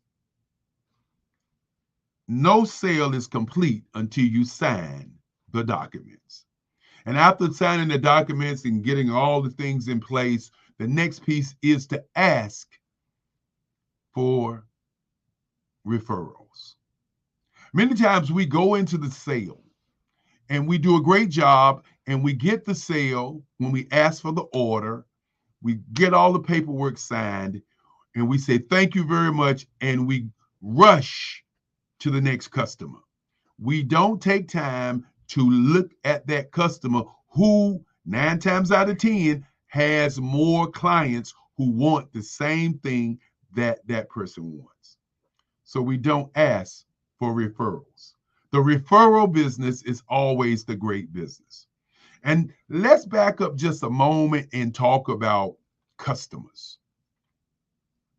Many people who are in business, who started business, would come and say, I've been in business for over 25 years, and I'm still looking for new customers. I want to submit to you that if you're in business for over 5 years, or 10 years, or 20 years, that the real customer that is right in front of you when you're looking for new customers is your old customers. Today, I want you to take the time and look at your database and look at all the customers that you've had in the past and give them a call and ask them, how can you serve them?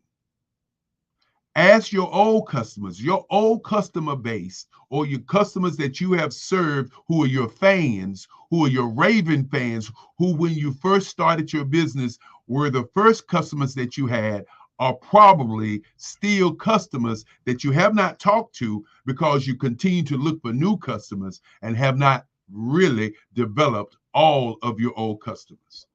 So as we talk about sales today, I want to leave that with you about the sales scenario, the sales situation.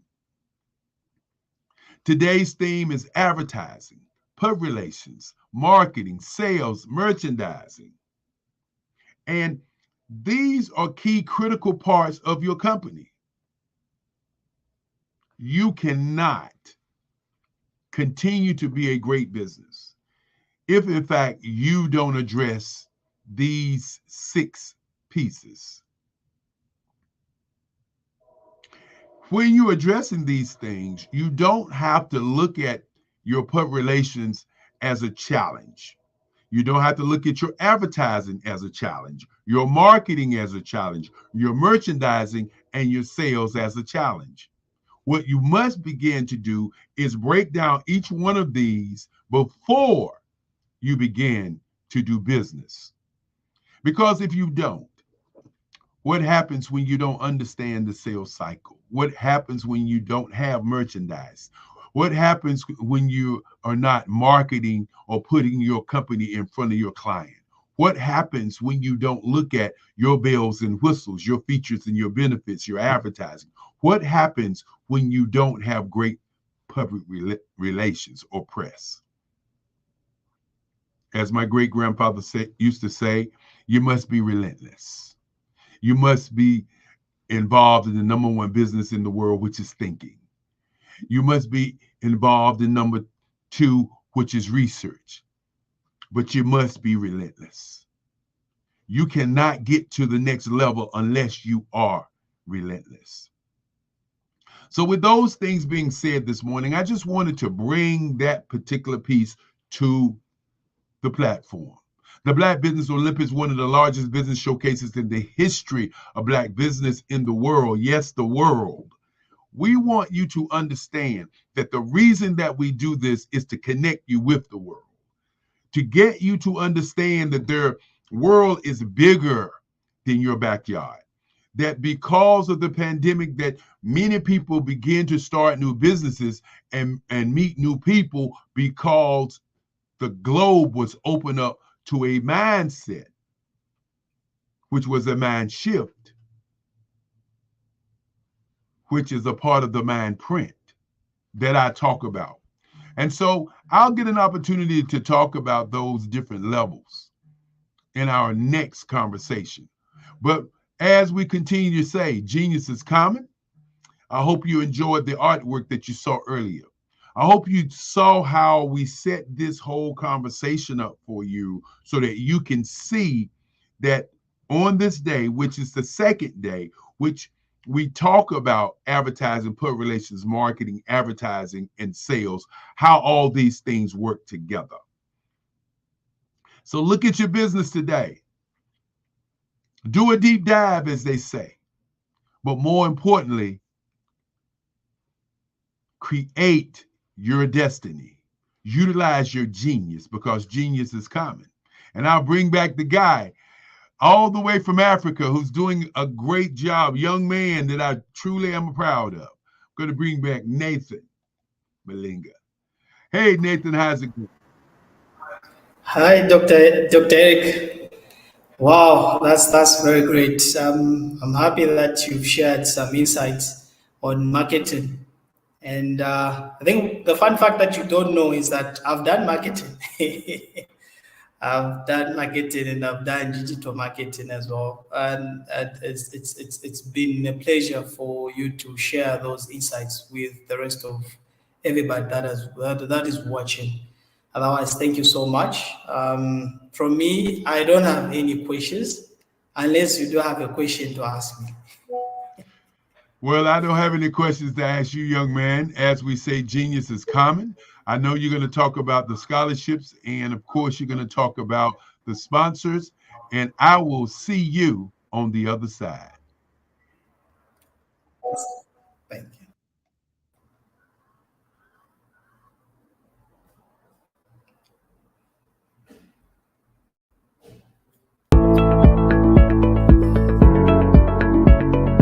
Prepare for what's coming and dominate in economic winter. Stand strong and thrive by showcasing your great products and services globally through the Black Business Network and Black Business Olympics. The Black Business Network has showcased over 2,000 companies with over $7 billion in sales each year. Over 10 million attendees have viewed the rebroadcast each month. Through the Black Business Olympics, unique styles of business training and mentoring are turning students into business owners and entrepreneurial warriors who will dominate in any economy. Gain the ultimate advantage of the Black Business Olympics, 7 days of unbelievable topics and speakers speaking around the globe.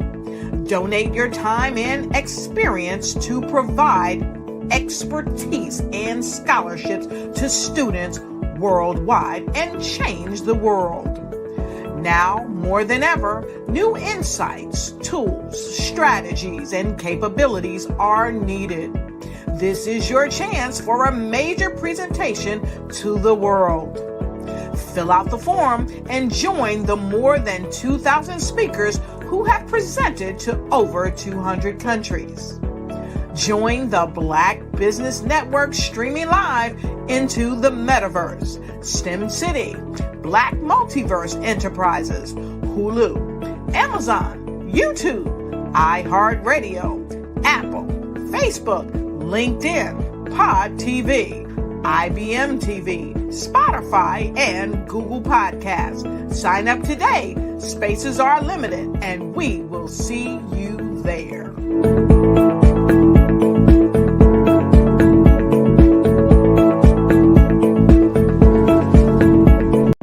The Black Business Network and Black Business Olympics are essential platforms for Black business owners globally. They provide the tools and support you need to succeed in today's competitive marketplace. Join us today as we collaborate together with businesses from around the world to support our children, students, and young future entrepreneurs, Black businesses, and corporations. We raise funds for students going to college and young entrepreneurs who are aspiring to be business owners, and we invite you to be a contributor today. Visit the website www.blackbusinessexpousa.com to connect with and learn more about how the Black Business Network and Black Business Olympics can help you not only share your amazing business story to businesses, but also serve future generations. Hello, my name is David Jones, CEO and co-founder of the Hello LLC, where we help businesses build a culture, brand and experience, and leverage technology to pivot into Web3. Join the Black Business Network streaming live into Roku, Metaverse, STEM City, Black Multiverse Enterprises, Hulu, YouTube, iHeartRadio, Apple, Facebook, LinkedIn, Spotify, Twitch, and Google Podcasts. Tune in, turn on, and let's thrive.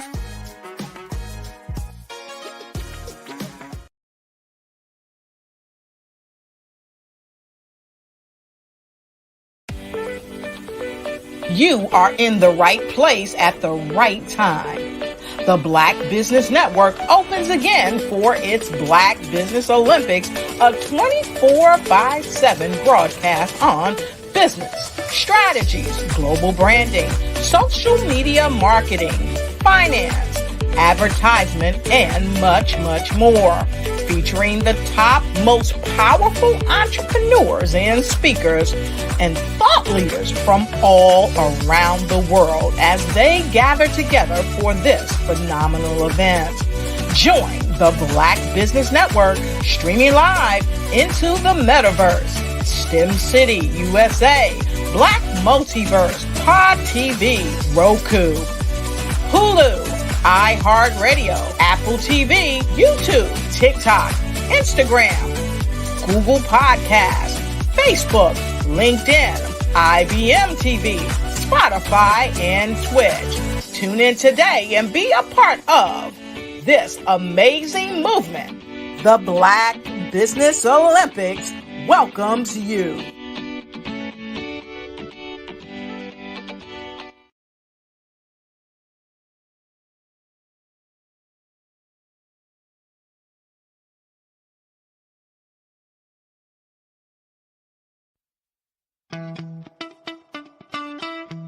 How many times have you been asked to help someone you didn't even know, a student, a business entrepreneur, or did you ever even ask, where did they end up? That business, that friend, that entrepreneur. Well, just maybe they ended up in a gang, bankrupt, homeless, or worse, dead. Maybe they turned to crime, drugs, and alcohol. Did you ever wonder? Did you destroy their dream, or was your life always so easy? At the Black Business Olympics, we started a movement to help students complete. Give them hope and foster success. Help them to leave their dreams of providing laptops, computers, and up to $5,000 in scholarship funds. Today, we ask you to help a student, a business owner, or an entrepreneur to realize their dream by sponsoring them, supporting them, and buying from them. Consider this. With $1.6 trillion in our Black community, we only ask for a small donation for our students, our businesses, and our entrepreneurs. And you can change a life today. So I ask you, what are you going to do?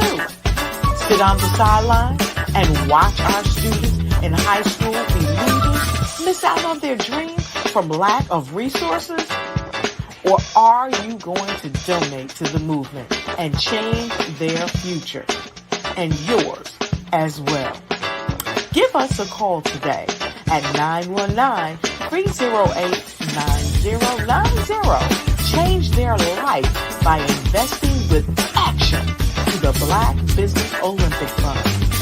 The Black Business Olympics, one of the largest business showcases of Black business in the history of the world.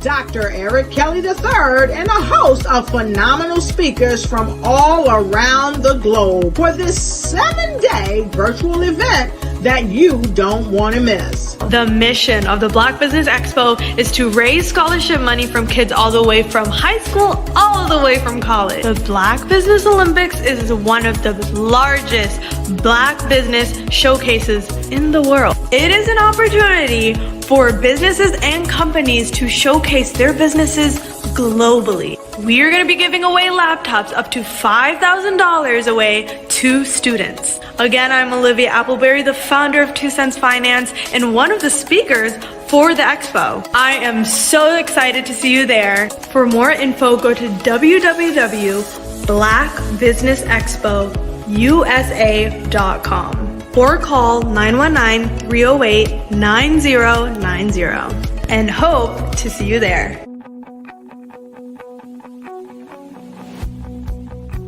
I am Black Business. From the moment I wake until the time I sleep.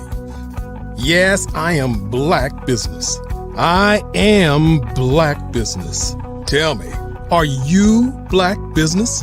I am Black Business. Do you support Black businesses? Listen, I support Black business because I am Black Business.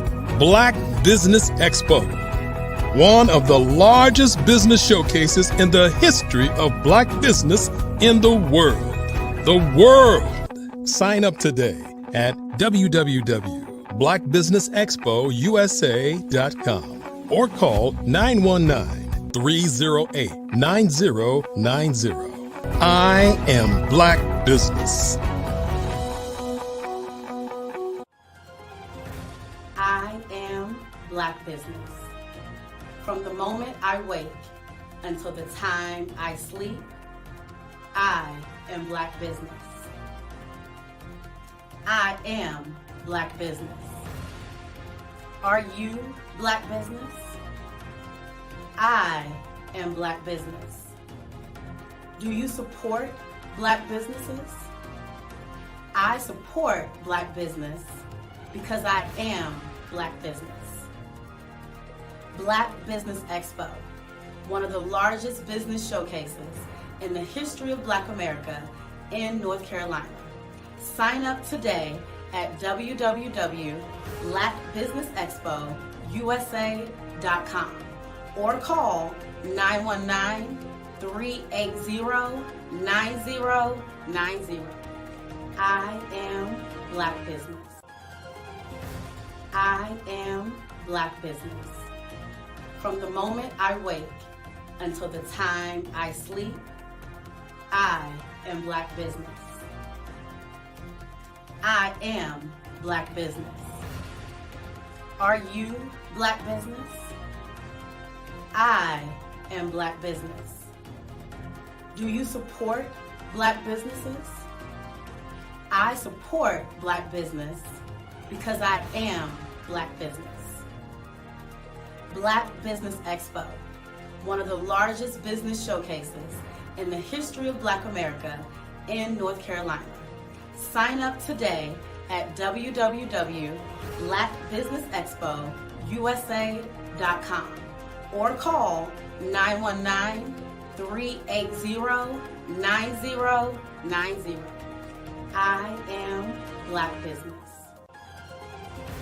I am Black Business. From the moment I wake until the time I sleep, I am Black Business. I am Black Business. Are you Black Business? I am Black Business. Do you support Black businesses? I support Black business because I am Black Business. Black Business Expo, one of the largest business showcases in the history of Black America in North Carolina. Sign up today at www.blackbusinessexpousa.com or call 919-380-9090. I am Black Business. I am Black Business.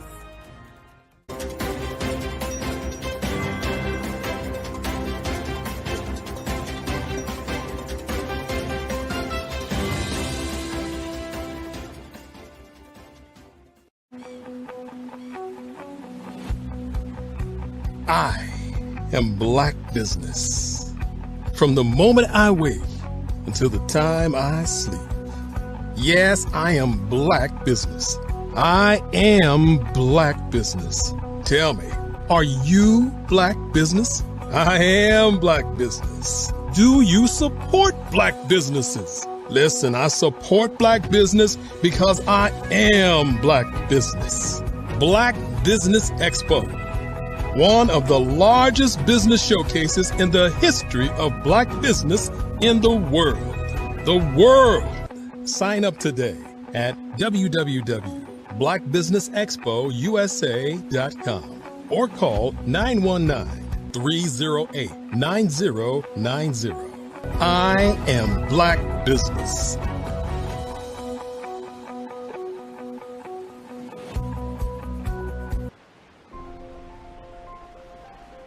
What if you could build your own city? A place where every child can find nurturing people to help them achieve their full potential. A place where every adult can access job training support, where health education is abundant, where social justice ruled the land. A place without limitations. Welcome. You have arrived at STEM City USA. It is what every city should be. A safe and trusted community where you find people and resources to help you become everything you are and beyond. STEM City is unlike anything you have ever experienced. It is a digital twin of the world around you, only better. STEM City is about energy and soul renewal. It is more than a digital world. You can almost feel the power of live cultural events, music, and theater. STEM City promises a better future for children with caring mentors and hands-on activities with dedicated tutors to support our youth. STEM City is your passport to a healthy lifestyle with weekly events addressing our community's many issues. STEM City is your financial well-being with helpful information on wealth management, career advancement, job training, and so much more. STEM City is the community you deserve. It is the city where your dreams can come true. STEM City USA, a place in the sky that is accessible to all who reach for the stars.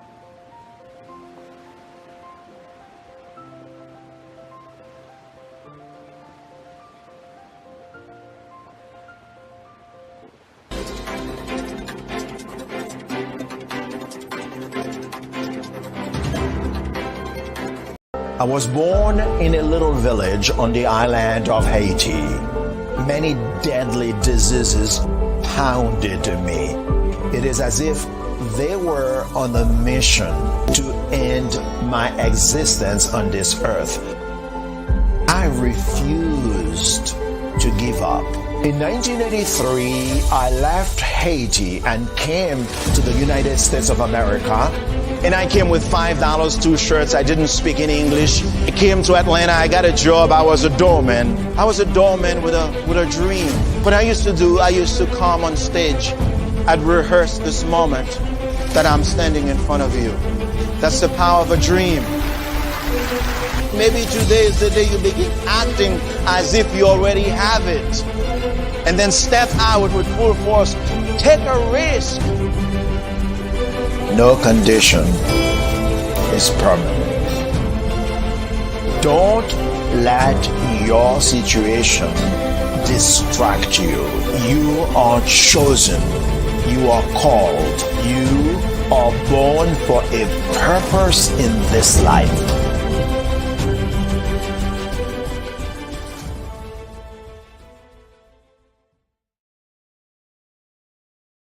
Phenomenal Tanya T. Wise, who is here from the great state of Maryland. Tanya, welcome and thank you for being with us today. Can you indulge our audience a little bit and tell them just a little bit more about who you are and what it is that you do? Well, I love being able to talk to people and have a magnetic attitude, being able to just show them. So I always like to say, level up is Coach at Tanya T. Wise here. So can you tell our audience, just give them a teaser about what your presentation will be about? So my philosophy is that we should all be living our dream life. So tomorrow I'm going to talk about how you start living your dream life. What are some of the things that you thought about in your childhood that you just kind of let go and dormant? Wow. And I want to reignite that and just give you some pointers and some tips, some tools, some strategies to be able to start living your best life now. And guess what, Rhonda? And leave an inheritance for your legacy. Oh my goodness. Okay, I know that's resonating with a lot of people. I've heard that you have a dynamic coaching program. Can you tell us a little bit more about that? Absolutely. So our coaching program help people that have the lack of time, that lack strategies, and lack the confidence to go after their dream life. So we help them implement tools, we help them implement strategies, as well as give them resources so that they can live their best life now and leave that inheritance. Wow. Oh, I love that. I love the leave the inheritance part. Listen, you are dropping some major nuggets, and I know a lot of what you're saying is resonating with a lot of people, but I think we're all curious. How did you even make this transition into the speaking and coaching arena? What's the story behind this? So I started out in finance, and I realized that a lot of people don't necessarily go after their dream life because of the lack of finances or the education behind finances. But it wasn't until I lost my firstborn, my only son, that life changed for me. And where I was going after it all, living the corporate life, hit my 6-figure income and living in my dream house with my dream man, driving my dream car. I nearly lost it all when I lost my son. And so I realized it only takes one financial catastrophe that can change your entire life. That's what made me start All New Beginnings. Because no matter what's going on in life, there's a new beginning. And because of that, we develop a program called Wise Minded. My little slogan is, don't just dream it, let's live it. If they want to connect with you or work with you, what is the best ways for them to be able to do that? Well, for my social media guru, you can connect with me on every single social media platform as Tanya T. Wise.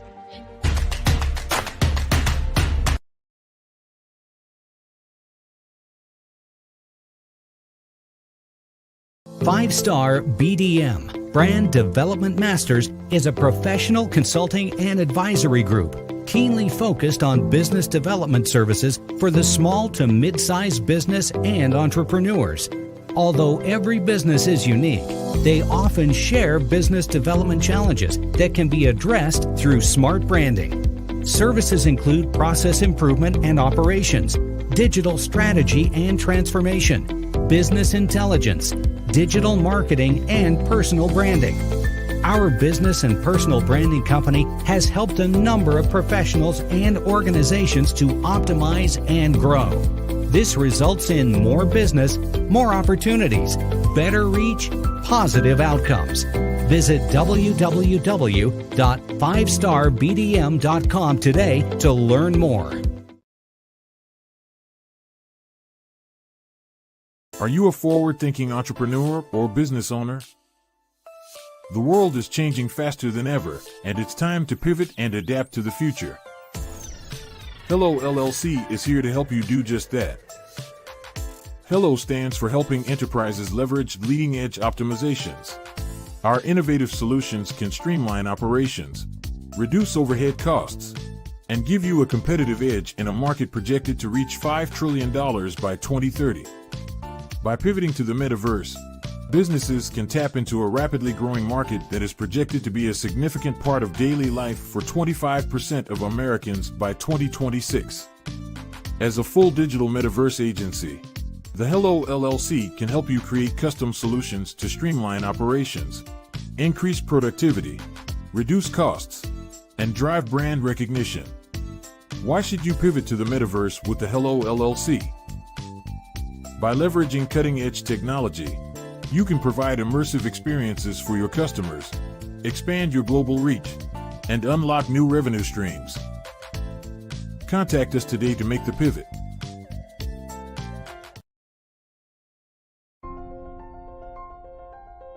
What if you could build your own city?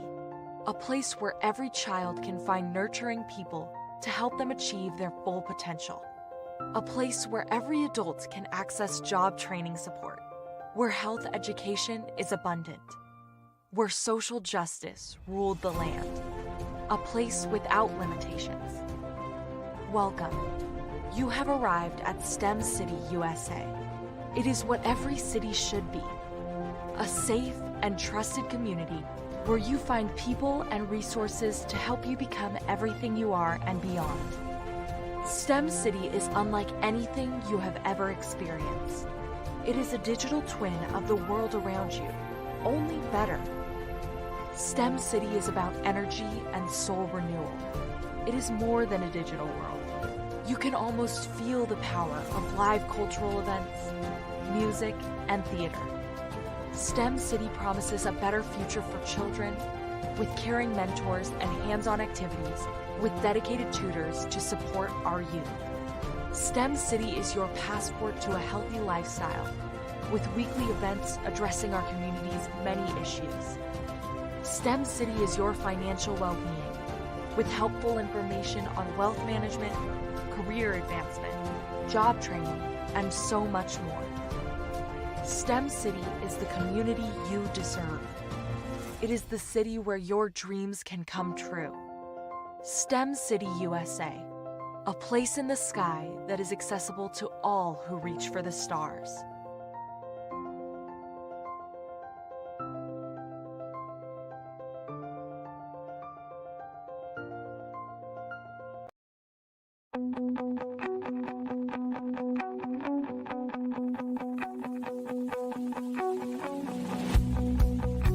I am Black Business. From the moment I wake until the time I sleep. Yes, I am Black Business. I am Black Business. Tell me, are you Black Business? I am Black Business. Do you support Black businesses? Listen, I support Black business because I am Black Business. Black Business Expo, one of the largest business showcases in the history of Black business in the world. The world! Sign up today at www.blackbusinessexpousa.com or call 919-308-9090. I am Black Business.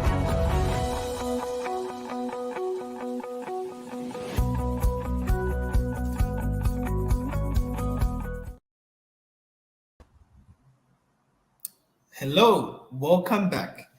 And we've still continued with the show. Good day, business owners, entrepreneurs, thought leaders, and corporations. Welcome to Black Business Network. My name is Nathan Twali Mlenga, all the way from Africa, Lusaka, Zambia. I am your moderator at this moment in time on Black Business Network. The Black Business Network is a 24-hour business network showcasing Black businesses, business owners, entrepreneurs, and thought leaders worldwide. We have speakers from North Carolina, London, Singapore, Africa, Japan, and cities all over the United States. The Black Business Network is a global community sharing its business knowledge to empower, inspire, and educate businesses about business. At this moment in time, dear viewers, I would like to introduce one of the tremendous speakers, should I say, one of the speakers that we have been waiting for to come and share with us what they have for us. So the speaker that will be coming in is no other than Miss Tandra Price, or Dr. Sorry to say that, Dr. Tandra Price is the one that is coming in to share her experiences. Dr. Tandra Price is a seasoned sales professional with over 20 years of experience. Based on Oklahoma City, her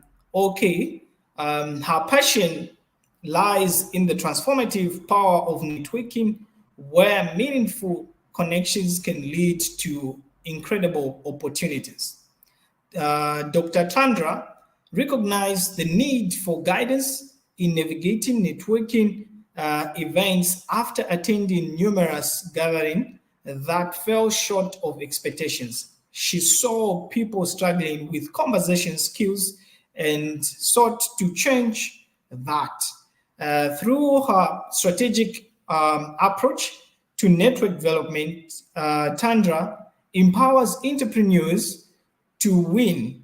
Drawing from her extensive experience, Tandra has trained hundreds of entrepreneurs, equipping them with the skills to build relationships, create opportunities, and generate residual income through networking. Without further ado, I present to you Dr. Tandra Price. Genius is common, and I'll see you on the other side. Awesome. Good morning. Good morning. I'm excited to be here with you.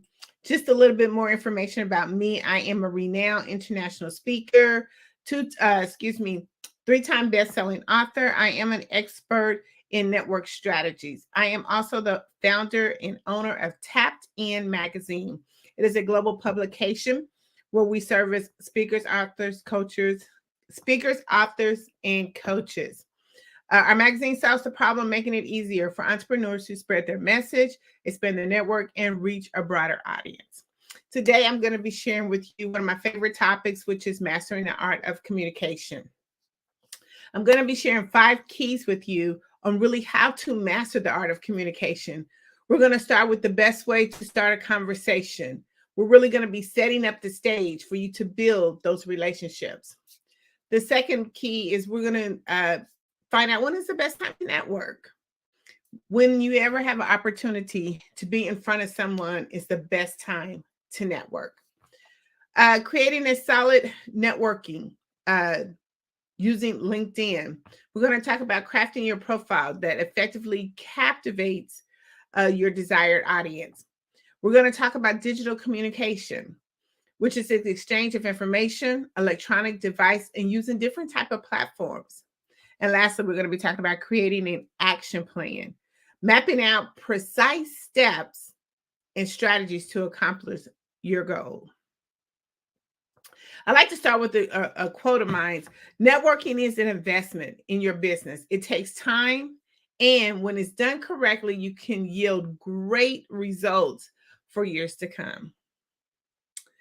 Networking, we can really be simplified for everyone, whether you're introvert or extrovert, whether you thrive in networking or you find it challenging to start a conversation. I'm going to be sharing some, again, proven strategies and techniques that will equip you to seamlessly integrate networking into both your business and professional life.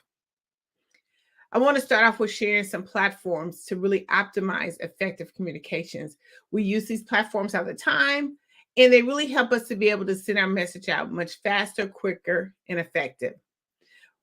We first platform that we really use a whole lot, which is email, whether it's Google, Outlook, or whatever that may be. You use that as a form of optimizing your communication and being able to reach your audience on a consistent basis.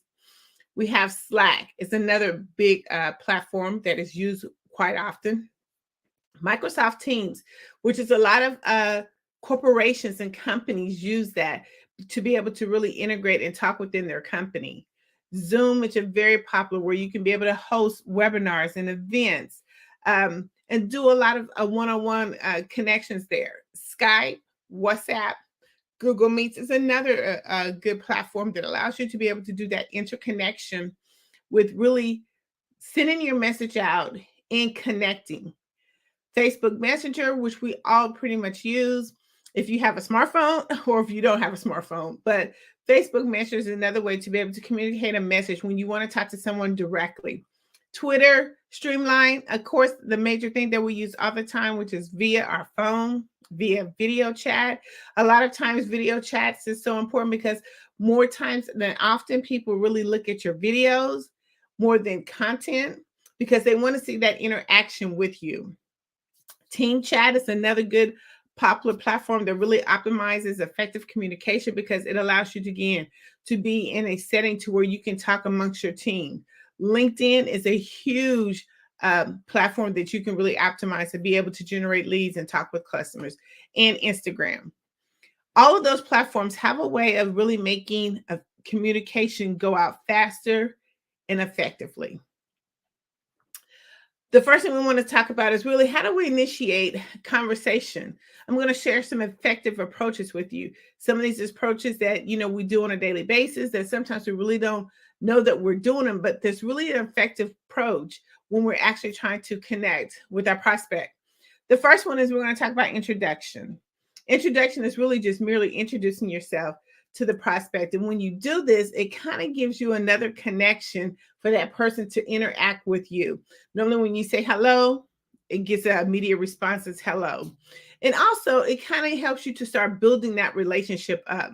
When you're in a business setting, whether you're at a conference or a networking event, we normally kind of seal that introduction with a firm handshake as more of a business handshake. The second way of effective approach is asking a question. A lot of times when we're trying to start a conversation, we like, how do we really get this conversation going? You can just simply ask a question. A question will prompt an immediate response.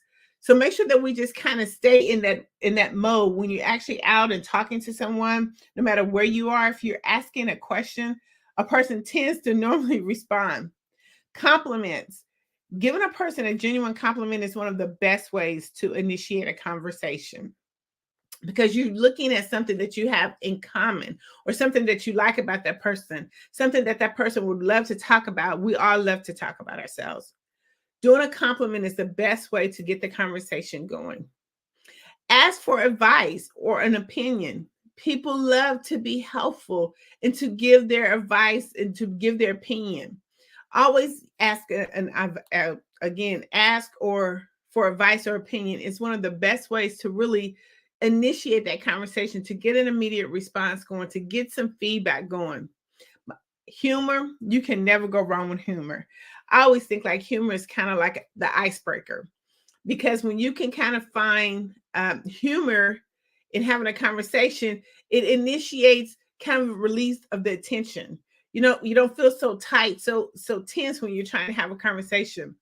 Initiating conversations is hard because you have to really figure out, when you see somebody that you want to talk to, what is the effective approach that I should use? These are some of the approaches that you can use. But sometimes we have to sit back and think about what we're going to say. But if you just naturally go into the conversation, it becomes more effective. The last one I want to talk about is observation. Always take a look around you and look at your environment and see if you can start a conversation that way, whether it's the weather, whether you're at a networking event. There's always something that you can look around to just start a conversation.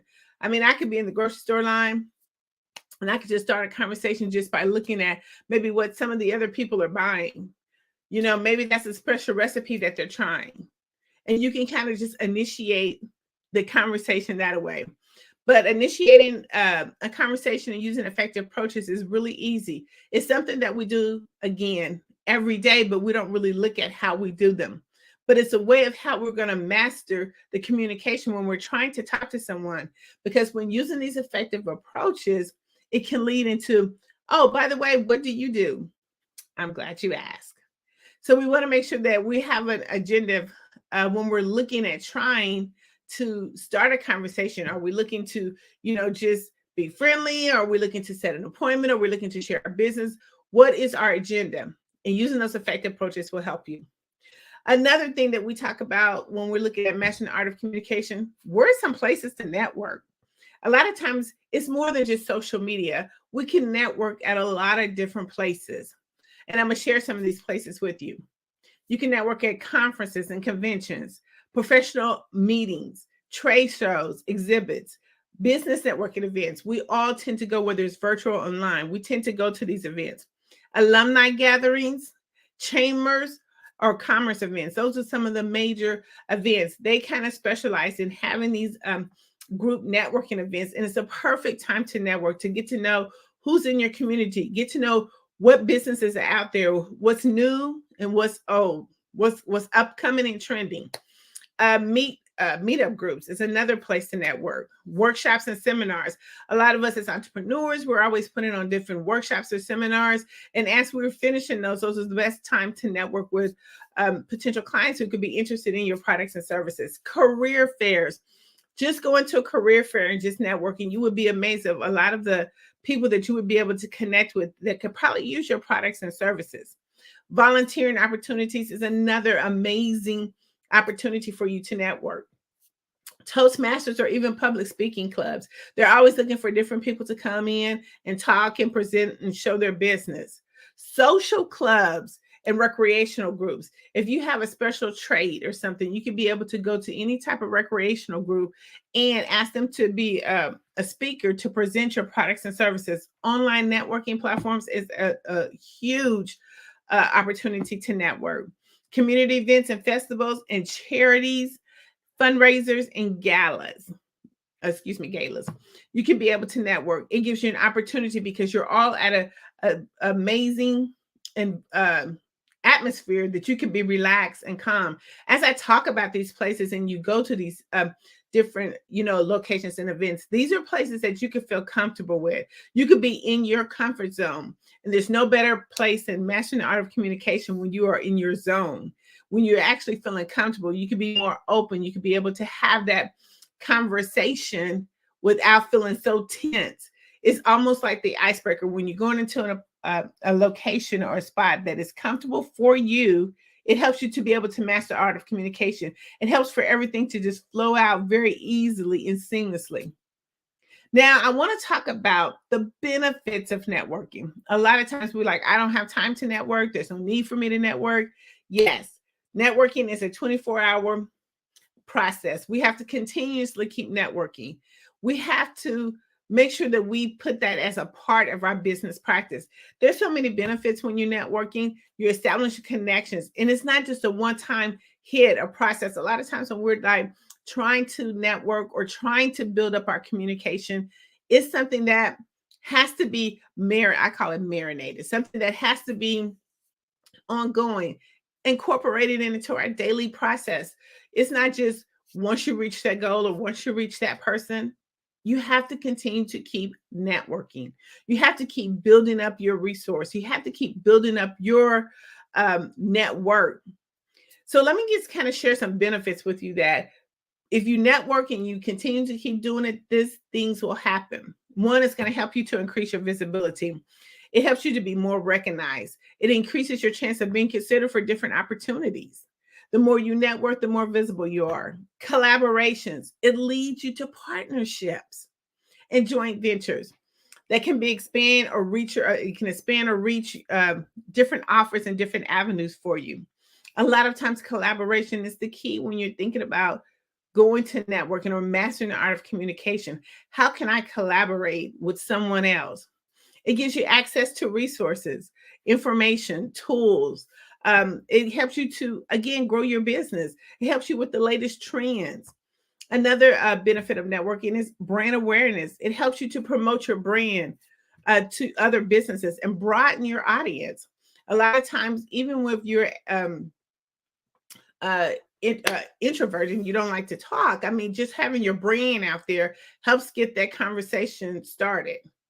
Access to decision makers. A lot of times when you're at these different events or you're on different social media platforms, it gives you to industries and it helps you to be able to pitch different ideas that other people could be looking for.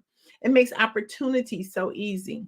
Again, industry trends. It helps you to know what's new, what's the latest thing that's going on. How can I incorporate my business with that? Because we always want to be that one-stop shop for our clients. So we want to make sure that we know what's new, what's the latest thing that's going, because you don't want your clients or customers to be going to other resources. You want to be able to go there, or you want to be able to have the information when your client is looking for it. And if it's something that you don't have or that you do specifically, then you can be able to have your resource data bank and be able to say, I got the exact person for you. And the last benefit of networking, it helps you grow your business. I mean, as being an entrepreneur, networking can help you attract new clients, customers, investors, suppliers, and support your business growth. These are just a few benefits of networking. But when you actually start mastering the art of communication, these benefits will come in so seamlessly, and you will start seeing the growth and expansion of your business. But we have to make sure that we're doing it every day. We have to incorporate it into our business every day. It's one of the major parts of our business. We can't do business if we're not talking to anyone. So that's why we want to continue to master these skills. They've been proven effective skills that really work. But we have to create a plan. So it's not just we go out there and we network and we don't have a plan, or we're trying to master the art of communication and we don't have a plan. We got to create a plan. Any business, they always tell you, what's your business plan? So I always like to say, what is your plan when it comes to mastering the art of communication? When you're going out networking, or if you're doing networking virtually, or if you're at any of those type of events, what's your plan? Let's set a goal. That's the first plan. Let's set a goal. What are you really wanting to achieve? Whether you're at a networking event virtually or you're talking to someone, what are you trying to achieve? Are you looking to get a new client? Are you looking to just grow your business? Are you looking to just find contacts? What is your goal? When you actually go to these events and you have a clear vision of where you're trying to go, it makes it so much easier when you're trying to master the art of communication, because now you know exactly what you got to say, or you kind of can prep yourself to know what you're going to say. The second action plan is we have to do research. If you're going to any events, do research. Familiarize yourself with the events, the agenda, the speakers, even some of the attendees. Identify individuals that you would like to talk with before going to the event. It gives you a list of people that's going to be there. Prepare your introduction. When we go to these particular events, we're not selling. We are building relationships. So you want to prepare your introduction that's going to leave an impression on the person that you're trying to connect with. And I know a lot of times we go and we want to be able to pass out our information, but they're more looking at an environment of where they can gather resources. When you go to any of those events that I mentioned, it's not about selling. It's about networking for the next person or building your resources for the next person. So make sure that you prepare your introduction. Another plan we want to make sure is that we practice some networking skills. Okay, we want to go in there. We want to brush up on our communication skills, including active listening, asking open-ended questions. I mean, making and figured out ways, how do we introduce or how do we initiate conversation? A lot of times I like to kind of role play before I go, whether if I'm driving or if I'm going to a virtual event. I kind of sit and think about what I want to say because I've done my research and I kind of know what the vibe of the conversation or the networking event is going to be at. So now I'm trying to practice these skills so I can come off very fluently to the person that I'm trying to connect with. Update your digital presence.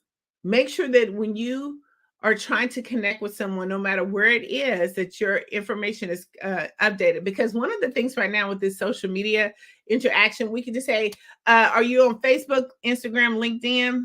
It's so much easier and quicker and effective to connect with people. Yeah, we still use business cards, but we can do it much effectively and quickly, even if we have a digital business card. But you want to make sure and ensure that your social media presence is updated because you only have that one time to connect with that person. They are not going to try to look for you all over the place. So make sure that it's updated. Make sure you have the essential materials when you go to an event, or if you're out and about, make sure that your phone is charged up, whether you need a computer, whether you have paper business cards or digital business cards. Make sure that you have that information. You don't want to go and try to connect with someone and don't have the essential materials that you need to make the cross connection. Also, the next thing we want to talk about is connecting with, how do you connect? I mean, do you want to go there to make sure that you maximize your time? Connect with at least 5 people. Exchange that information. It is so easy today, again, with social media and our mobile phones. I mean, that is a computer in your hand. Connect with 5 people. Don't leave without connecting with 5 people because you want to be able to maximize the time that you've been there and you don't want your time wasted. So try to connect with 5 people. The last plan that we want to make of action is join the Facebook group. A lot of these events have Facebook groups. And the reason why they have Facebook group is to bring the communities together. This helps you with your research because you can find out who is going to be there. And it helps you connect with 5 people before you even get there. But it also helps you to be able to identify the person who you want to talk with. It's a way of just breaking the ice. It gives you insight and it helps you start building relationships even before the event. So join the Facebook group. And you can kind of start, again, when we talk about connecting with them on social media, you already have that information on how to connect with them on social media. And it makes it so much easier. See, a lot of times when we go to events, we kind of just go for different reasons, but we want to make sure that we have a plan. We got to create a plan. What's the plan? You want to make sure that you're not wasting your time and that you're at the right event. So let's do some research before we get there, and let's create our action plan before we get there. Now, this is my favorite because you know what? They always say the money's in the follow-up. So how do you have a follow-up plan? You went to these networking events or you're out and about and you're connecting with people and you're really trying to master your art of communication. But once you do all that, you have to have a follow-up plan. They say the money, again, is in the follow-up plan. So let me kind of give you a follow-up plan or an action plan that you can implement that's really easy, that's quickly, that's been effective. The first thing you want to do is schedule a meeting. So you have 24 to 48 hours to connect with someone after you have actually met them. And the reason why you only have 24 to 48 hours because life happens. People will forget about you. But what you want to do is make sure that you send them a personalized text or email to say, hey, it was nice meeting you. Can we get together Tuesday or Wednesday of next week? And because we've done some active listening, then now we can kind of even put a couple of tips or nuggets that we've learned from talking with them into our response so they can kind of remember who we are. They'll be like, oh yeah, he's a Chiefs fan. Oh yeah, he was at the Super Bowl or something of that nature because of the conversation that you have. But again, you only have 24 to 48 hours. So schedule that appointment. When I go to events, I'm right there again on my handy dandy phone. I connect with them. And then I say, hey, by the way, are you available Monday, Tuesday, and Wednesday? We all have our calendars on our phone as well, so we can immediately schedule that appointment. So they already know. That's one of the quickest ways to fill up your calendar schedule. Again, the follow plan is make sure you connect with them on all social media platforms, LinkedIn, Facebook, Twitter, Instagram, TikTok, connect with them so you can kind of get some information on who they are and what they do. You also want to be able to, as a follow plan, if you have their information, you have a digital card, it should immediately or somehow or another can go directly into your CRM system. You want to make sure that you have that because it helps you to be able to organize the contacts that you have made throughout the event. And once that's now actually put into your CRM, you can start sharing relevant resources with them. If you come across an article, a blog, a post, or something like that that you can share with them, it helps you to build a relationship. So you want to make sure that you have them in your CRM. Next, you want to start sharing information about them because you would have learned that from connecting with them on social media. You want to stay engaged with them and connect with them on a regular basis. We do that by setting calendar reminders. Like if you maybe talk to them this week or even before you go to an event, share maybe a valuable resource. Then after you have that appointment with them, stay connected. Maybe the next week you send them like, hey, it was nice meeting you, and then thereafter, put them in a rotation. So then when something does come up, you become top of mind with them. It's about setting up a plan. I want to talk about the next thing is about, effective communicators. So when we actually go to these events, we have to find what type of networker or what type of person that we want to connect with. What type of person are we when it comes to those events so we can be able to connect with that same type of group or individual. I'm going to share quickly with you a few effective communicators when it comes to networking events, virtually or in person. The first one we have is the social butterfly. This is the type of networker who is outgoing, charismatic. She enjoys the socializing and networking. They thrive on building relationships. and making others feel comfortable when they come to those events. So when anytime you go into a networking event, or again, virtually do a 360 panoramic review, and you can find out who these networkers or these communicators are, because they're going to be located somewhere in the room just by their action. A social butterfly is going to be loud, very noisy, really trying to bring people into the fold. The next one you have is the expert. This is the type of network that is highly knowledgeable and skilled in their particular industry. They leverage their expertise to value insight and advice from others in the network. The third one you have FOMO, fear of missing out. These are type of networkers that they don't want to miss any opportunities or connections. These individuals may attend numerous events, join multiple networking groups, and consistently seek to meet new other people in their group. You have what they call the digital markers, where people are only going to connect with you digitally. They'll go to a networking event. They won't take your card. All they're going to do is connect with you digitally. And that's really kind of the better way to network, because that's where everything is, digitally on the internet. But these are the type of people that will only network with you digitally. We have the buffet eaters, just going to the networking event just to eat, to enjoy the food. They don't want to have no networking time. They only want to be able to eat at the buffet. You have relationship builders. These are the networkers that prioritize their agenda when they go. They are designed to make sure that they go to the network to be able to connect with 5 people, make sure that they are doing an amazing impression. They are there trying to build relationships. They know that it's not just a one-stop shop. It is a type of opportunity where they're going to take that relationship and they're going to marinate it. You have collaborators. You have people who are only looking to go to collaborate with other industries or people or entrepreneurs. So when they go into a networking event, they're kind of looking around and listening to find out what's going on and how they can collaborate their business with them. And then the last one you have is innovators. These are networkers who, are forward thinking, and they often introduce new ideas and approaches to networking.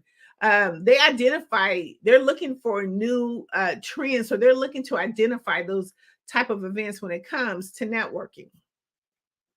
So we have to think about, where do we want to be at, or what type of networker are we, or effective communicator are we? Do you fall in any of those categories? Can you actually go to a networking event and be able to match or connect with those? It's even done easily on virtually. You have to look at when you're in a virtual conference or a networking event, make sure that you have your screen on so people can do business with you. People like to do business with people who they can see. But you can also be one of those type of effective communicators, even on a virtual, because when you're looking on the screen, those are the same people, whether they're in person or on screen. You still have those effective communicators. Identify who they are and figure out how you can connect with them. We want to talk about one of the most major platforms, which is, how do LinkedIn connect with all this mastering the art of communication? Well, LinkedIn has over 810 billion users that is on the platform, and it's growing constantly, but it's a free platform. It's a free platform where all the decision makers are. You can actually have a personal connection and conversation other than different type of medias. That's why I love LinkedIn, because you can kind of get down to the person who you really want to talk to. But we have to be able to start the conversation effectively and efficiently. How do we do that? LinkedIn is doing so many different changes and updates. We got to start with our profile. The first thing that a prospect looks at is your profile. How can you help them?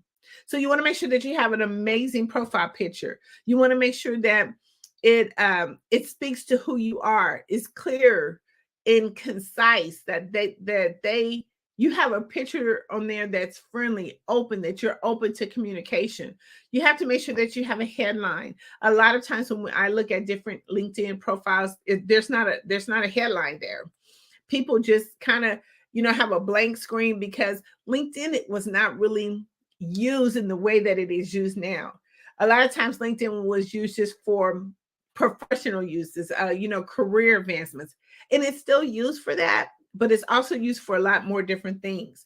But when you go there and when you're looking up a client, or you're looking for someone to connect with, you want to make sure that you have all the information in the top part of that LinkedIn profile that you have that makes a person want to, hit that button, follow you, or send you a message?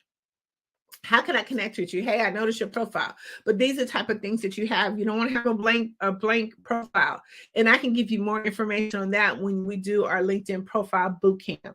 That's one of the things that we do is really, how do I optimize my LinkedIn in order so I can have better and more communications? And give you more information in that and the link about if you want to join our class. But we want to make sure that we have a way of actually starting that conversation and communicating effectively. Make sure you have a headline. Make sure you use your highlights. A lot of times LinkedIn, again, is moving things around, so it does look a little different, but they're putting the things at the top that are more important, that they've done surveys and research that said, hey, look, these are the things that are more important. So they're switching their format and platform, but you want to make sure you use highlights.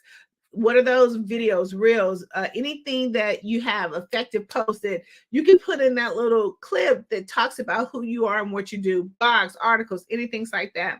Make sure when we talk about our summary that we're highlighting our strengths and a glimpse of how we can really help them. Maybe even throw some testimonials, 1 or 2 testimonials in there. Talk about your experience and work. Focus on your accomplishments and the results that you have done for other people. Your skills, make sure you list everything that you have there. A lot of times we don't listen to them, but list a lot of them. Go take your time, list them out, because you want to be able to get some endorsements. And when people endorse you, that kind of helps you with the ratings of your profile. So make sure that you go through there and list all that information. We talk about education. Make sure that we put all of our education there. A lot of times we just put, like, if we have a master's or bachelor's, but what if you had some certifications? What if you had some honorary things that you've done? We want to make sure that we list all of those, because that kind of talks about the type of individual you are, the person that you are. We also want to get some recommendations in there. That's really important, making sure that people who have done work with us, who have done business with us, that they like what they did with us. And so therefore you can put that information in there as well. It makes things so seamlessly, because when they go to your profile and it's enough to trigger them to stay on there, that's the whole thing. When we talk about matching art of communication, how do we keep the conversation going? I need to get as much information about this person that I can in order for the conversation to continue to go and to keep going and going and going. So you want to make sure that you put that information in there. Get some recommendations so other people can read how you've helped them, how your amazing products and services have helped them. Let's talk about doing some, again, video reels. Make sure if you've been on did any interviews or things of that nature, make sure that you put them in there. Also announcements, like if you've been listed in any magazines, like Tapped In magazine, make sure that you put all that information there. If you've been in any news, press release, and articles and things of that nature, because after they go and look at you on LinkedIn, hopefully all your information is updated correctly. They'll go to your website, then go Google. They want to get as much information about you and who you are and what you do. So make sure you list all of that. Like I said, if you've been in any publications, Time Magazine is a global publication. Make sure that you list all of that information in your profile. And let's talk about your engagements. Like, how do you really engage? What are some of the things, some of your foundations that you like? There's a spot there. How do you get back as community service? Is another spot there to take a look at.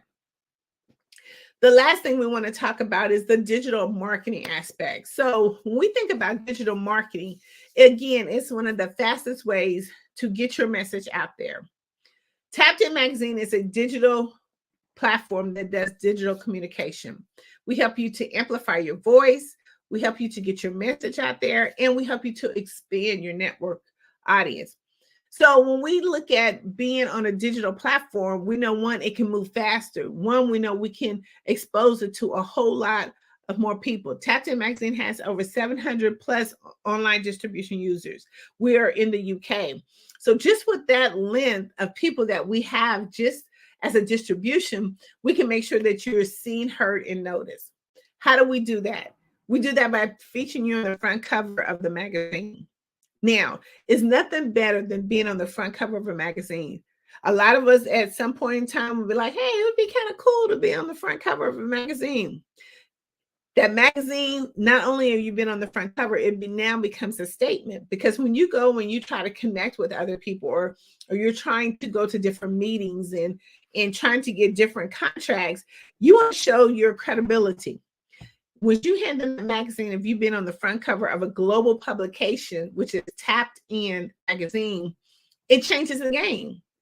Any publication you put there, it changes the game. See, it not only becomes just a magazine, it becomes a statement. You are letting people know, listen, I've been in Tapped In magazine, I've been in the sports edition of Tapped In magazine, I've been in Forbes, whatever publication that you've been in. It's to show your credibility and your authority in the industry that you're in. Right now, an entrepreneur should be in at least 12 to 14 digital publications throughout the year. That means that you're expanding yourself. That means that you're expanding your audience. Each time you're in a publication, it gives you opportunity to a whole nother audience. 700,000 plus online distribution gives you to a whole nother audience. We were just at the Super Bowl, where we were amongst 343 media outlets. We were able to do a Tapped In magazine publication, and we handed that information directly to the media source. Why? Because it was a new audience. Why would you want to be in the hands of that many publications? Because people are looking for you. And when you can go and be in different type of publications at different times of the year doing different things, it expands you. It opens your audience up to a much bigger and broader audience. If you look at a lot of times back in the day, digital publication wasn't as popular as it is now. We did a lot of print. Tapped In magazine does print as well, because you definitely want to be able to have a table read piece that you can leave.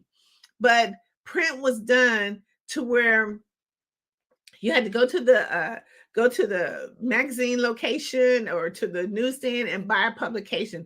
That's how they got it. And they made sure that they put it in different locations, like through all over the world.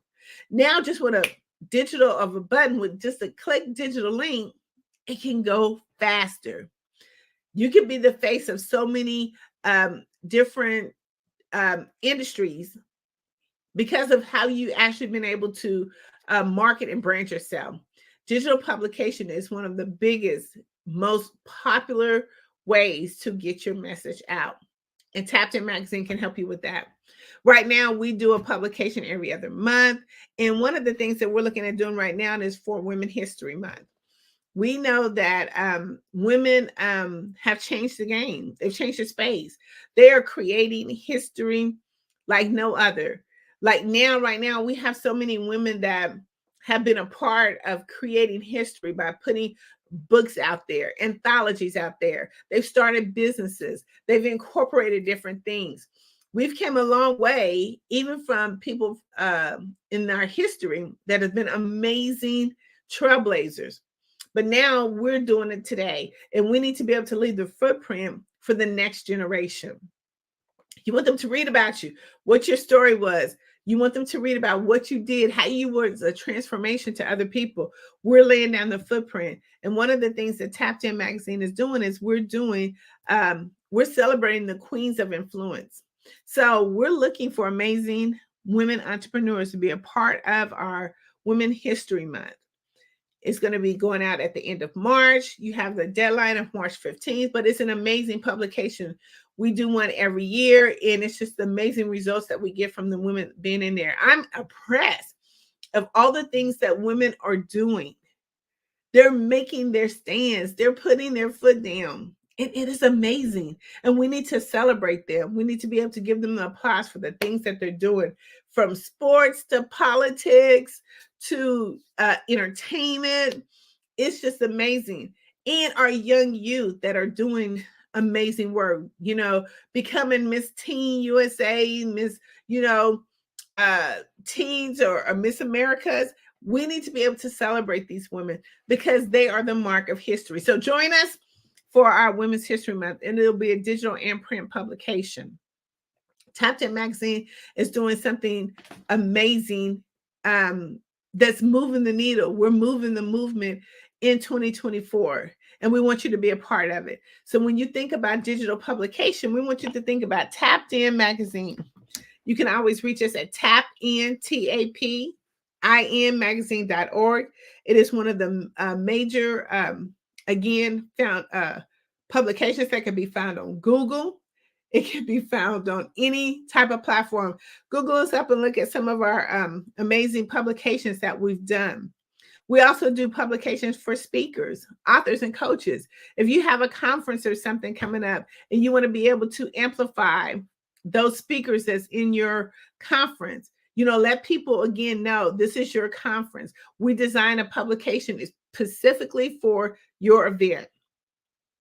We design it, lay it out with you, and we help you to be able to promote that as well, not only to our audience, but to the audience that you are targeting. You want to leave a memorable gift for your audience when they come.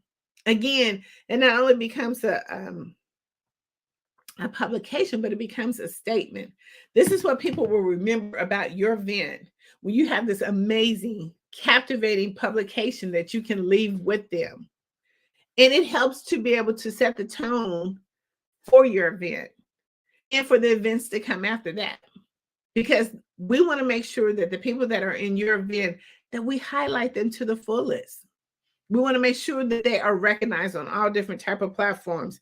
So let's think about, when we think about digital publication, that we're thinking on those lines. Let's expand. How do I go further? It's almost like a race. Mastering the art of communication and digital platform, it's almost like it's a sport. It's a contact sport. The more times you get, the more times you connect with your component, the more times and opportunities that you have to win. I guess I'm trying to use this analogy kind of good, but it is a contact sport. We have to connect and contact with our components in order to grow and to be in the winning space. So the more that you have an opportunity to connect, to make a contact, then the more opportunities that you have to grow your business. And we want to make sure that we expand that, because when we get good and when we get great, guess what? More people want to see us. More people will be like, okay, just think about that. I mean, when you look at in the sports industry, and we think about the same way as Mastering Art of Communication, when they became great, when they became exceptional, then guess what? And when people saw them, the more they kept putting themselves out there, then guess what? Recruiters start coming, right? Recruiters start coming in and say, okay, I want to connect with you. And that's the same way that we do when we're looking at expanding our network base. But we want to go and master this thing. We want to master the art of communication.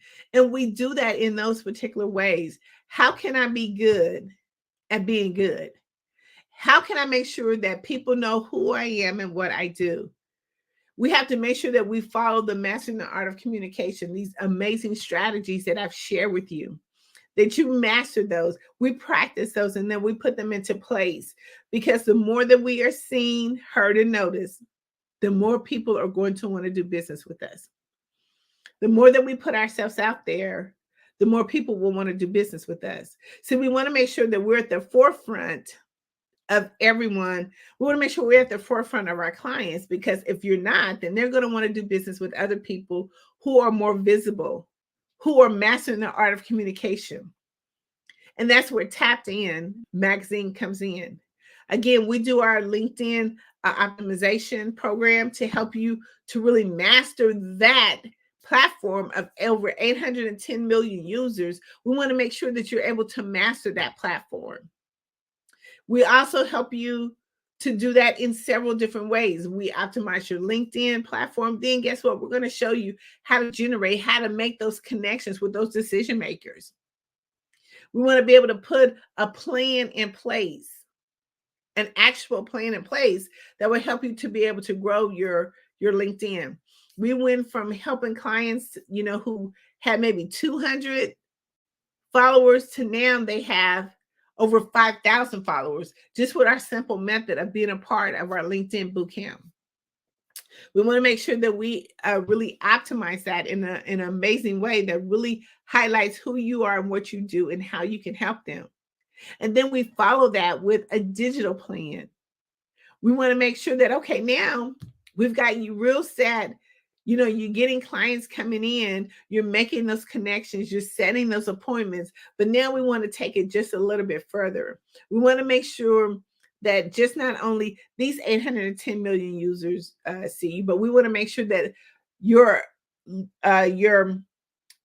audience is still moving further, reaching other demographics, reaching a more, diverse audience. And we do that through our publication. Again, we have over 700 plus online distribution users, and we are in different locations. Again, we were at the Super Bowl of Media Week, had amazing opportunity to put your information right in the hands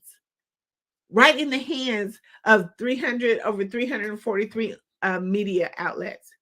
That's huge. We become your PR. We become your marketing agent to help you to be able to reach your goal. Just like here on the Black Business Olympics, it is something that is where you're reaching thousands and thousands of people through this publication. This is online. This is digital. You'll be able to showcase your business to a broader audience who are looking for you. They're looking for you. So we want to make sure that we're utilizing all of our resources that we have in order to be able to maximize what we're doing. We look at every opportunity that we can to be able to master the art of communication. To master the art of communication. Again, go to tapinmagazine.org to get all the information and to even set an appointment with me. Hi, Dr. Tendra. How are you? I'm good. It's good to hear from you and those who are very insightful. Actually, most people don't know that they can network with anyone and any moment at any time. And what you've just shared is what we really need. Yeah, thank you so much. Otherwise, if I had questions, I was going to ask you questions. But okay. All I can say just thank you and thank you for coming. You're welcome. Unless you have questions for me. No, we're good. Listen, Genius is coming and we'll see you on the other side. Yeah, thank you. Thank you so much. That was Dr. Tendra, who was speaking on how to network and the issues to do with sales. Otherwise, we would like to thank our sponsors who's been sponsoring this particular platform, Black Business Expo or Black Business Network. The Black Business Expo's mission is to raise funds for high school seniors going to college or K2 entrepreneurs. This expo is a fundraiser for students. You may go to www.blackbusinessexpousa.com to donate to the scholarship fund, or use the cash app that's on the screen below and say $BBX USA. Our goal is to give laptops and up to $5,000 to 10 students can register, and students can register online at www.blackbusinessexpousa.com. Every dollar counts, so we want to remind you to donate to the scholarship fund. We want to thank our Black Business Expo USA sponsors for February 2024. We want to thank NC100, Moody Capital Partners, Sudi Soul, Lotus Reach coaching and training. Carolina, Virginia, Minority Supply Development Council, Step Management, BH and Associates, Maggie McLean Foundation, Genius is Common, Earth Essentials, Marlene Chan Global, Executive Women's Success Institute, the Quality Coaching Company, Superwoman Business Services, Creative Force Studios, Lee Entertainment, Artist App Design, Black Business Expo USA. Just remember, as I'm speaking from the studio in Lusaka, when genius is common, and I will see you on the other side.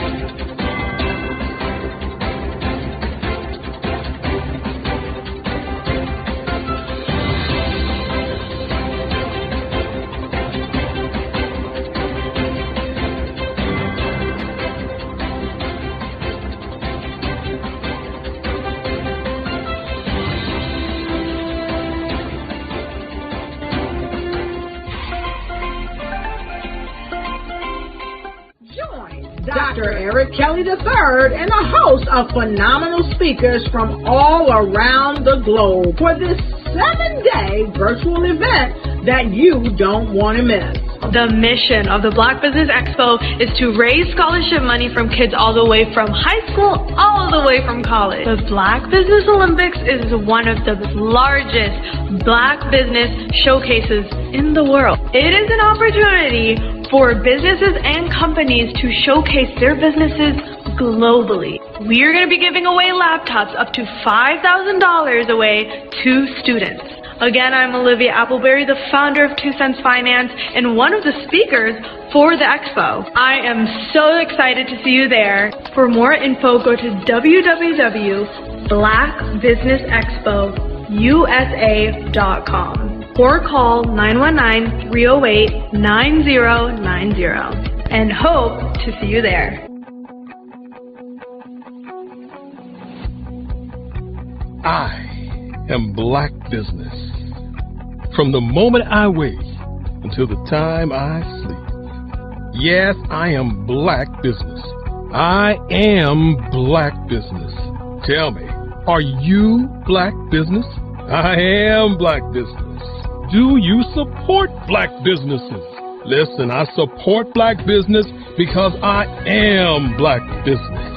Black Business Expo, one of the largest business showcases in the history of Black business in the world. The world! Sign up today at www.blackbusinessexpousa.com or call 919-308-9090. I am Black Business. I am Black Business. From the moment I wake until the time I sleep, I am Black Business. I am Black Business. Are you Black Business? I am Black Business. Do you support Black businesses? I support Black business because I am Black Business. Black Business Expo, one of the largest business showcases in the history of Black America in North Carolina. Join Dr. Eric Kelly III and a host of phenomenal speakers from all around the globe for this 7-day virtual event that you don't want to miss. The mission of the Black Business Expo is to raise scholarship money from kids all the way from high school, all the way from college. The Black Business Olympics is one of the largest Black business showcases in the world. It is an opportunity for businesses and companies to showcase their businesses globally. We are going to be giving away laptops up to $5,000 away to students. Again, I'm Olivia Appleberry, the founder of 2 Cents Finance and one of the speakers for the expo. I am so excited to see you there. For more info, go to www.blackbusinessexpousa.com or call 919-308-9090 and hope to see you there. I am Black Business. From the moment I wake until the time I sleep. Yes, I am Black Business. I am Black Business. Tell me, are you Black Business? I am Black Business. Do you support Black businesses? Listen, I support Black business because I am Black Business. Black Business Expo, one of the largest business showcases in the history of Black business in the world.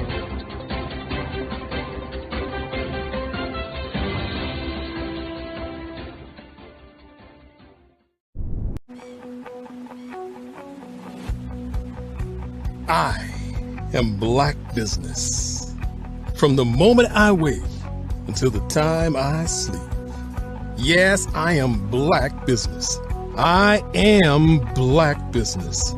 Tell me, are you Black Business? I am Black Business. Do you support Black businesses? Listen, I support Black business because I am Black Business. Black Business Expo, one of the largest business showcases in the history of Black business in the world. The world! Sign up today at www.blackbusinessexpousa.com or call 919-308-9090. I am Black Business.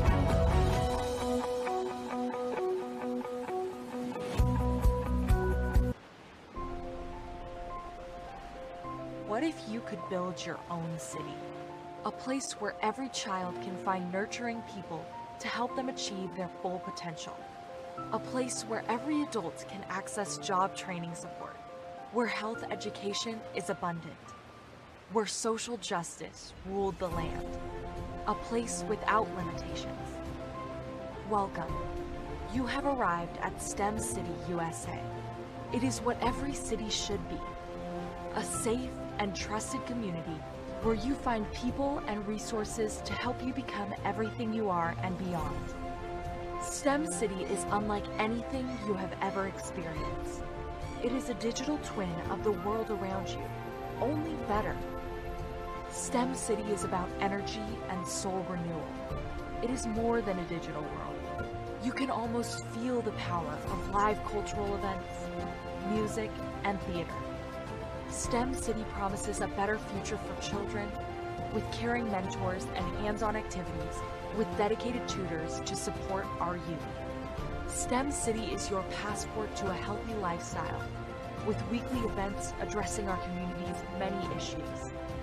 STEM City is your financial well-being with helpful information on wealth management, career advancement, job training, and so much more. STEM City is the community you deserve. It is the city where your dreams can come true. STEM City USA, a place in the sky that is accessible to all who reach for the stars.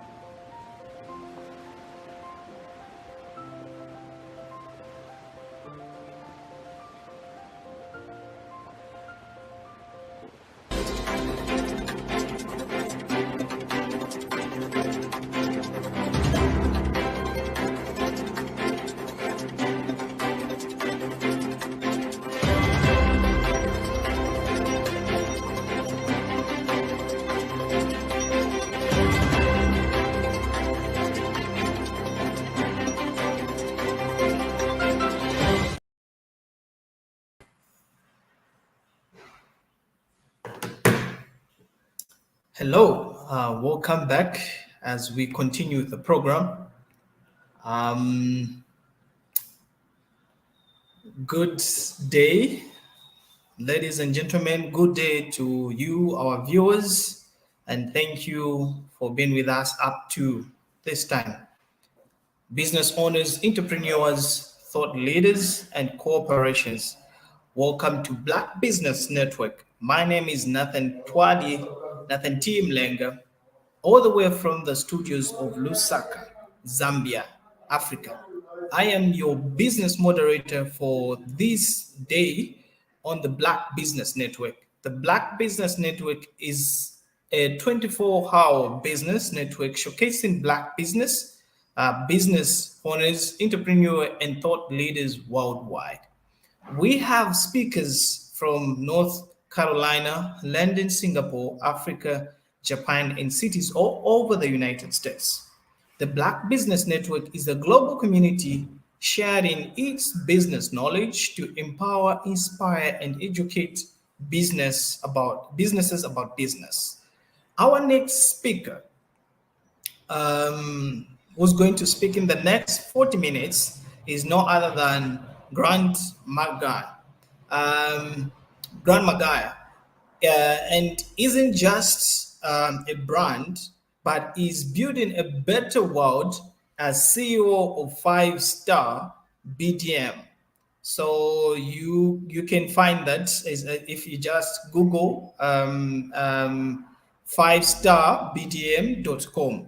He empowers individuals and businesses to craft online identities that attract opportunities, command respect, and leave legacies that real in impact.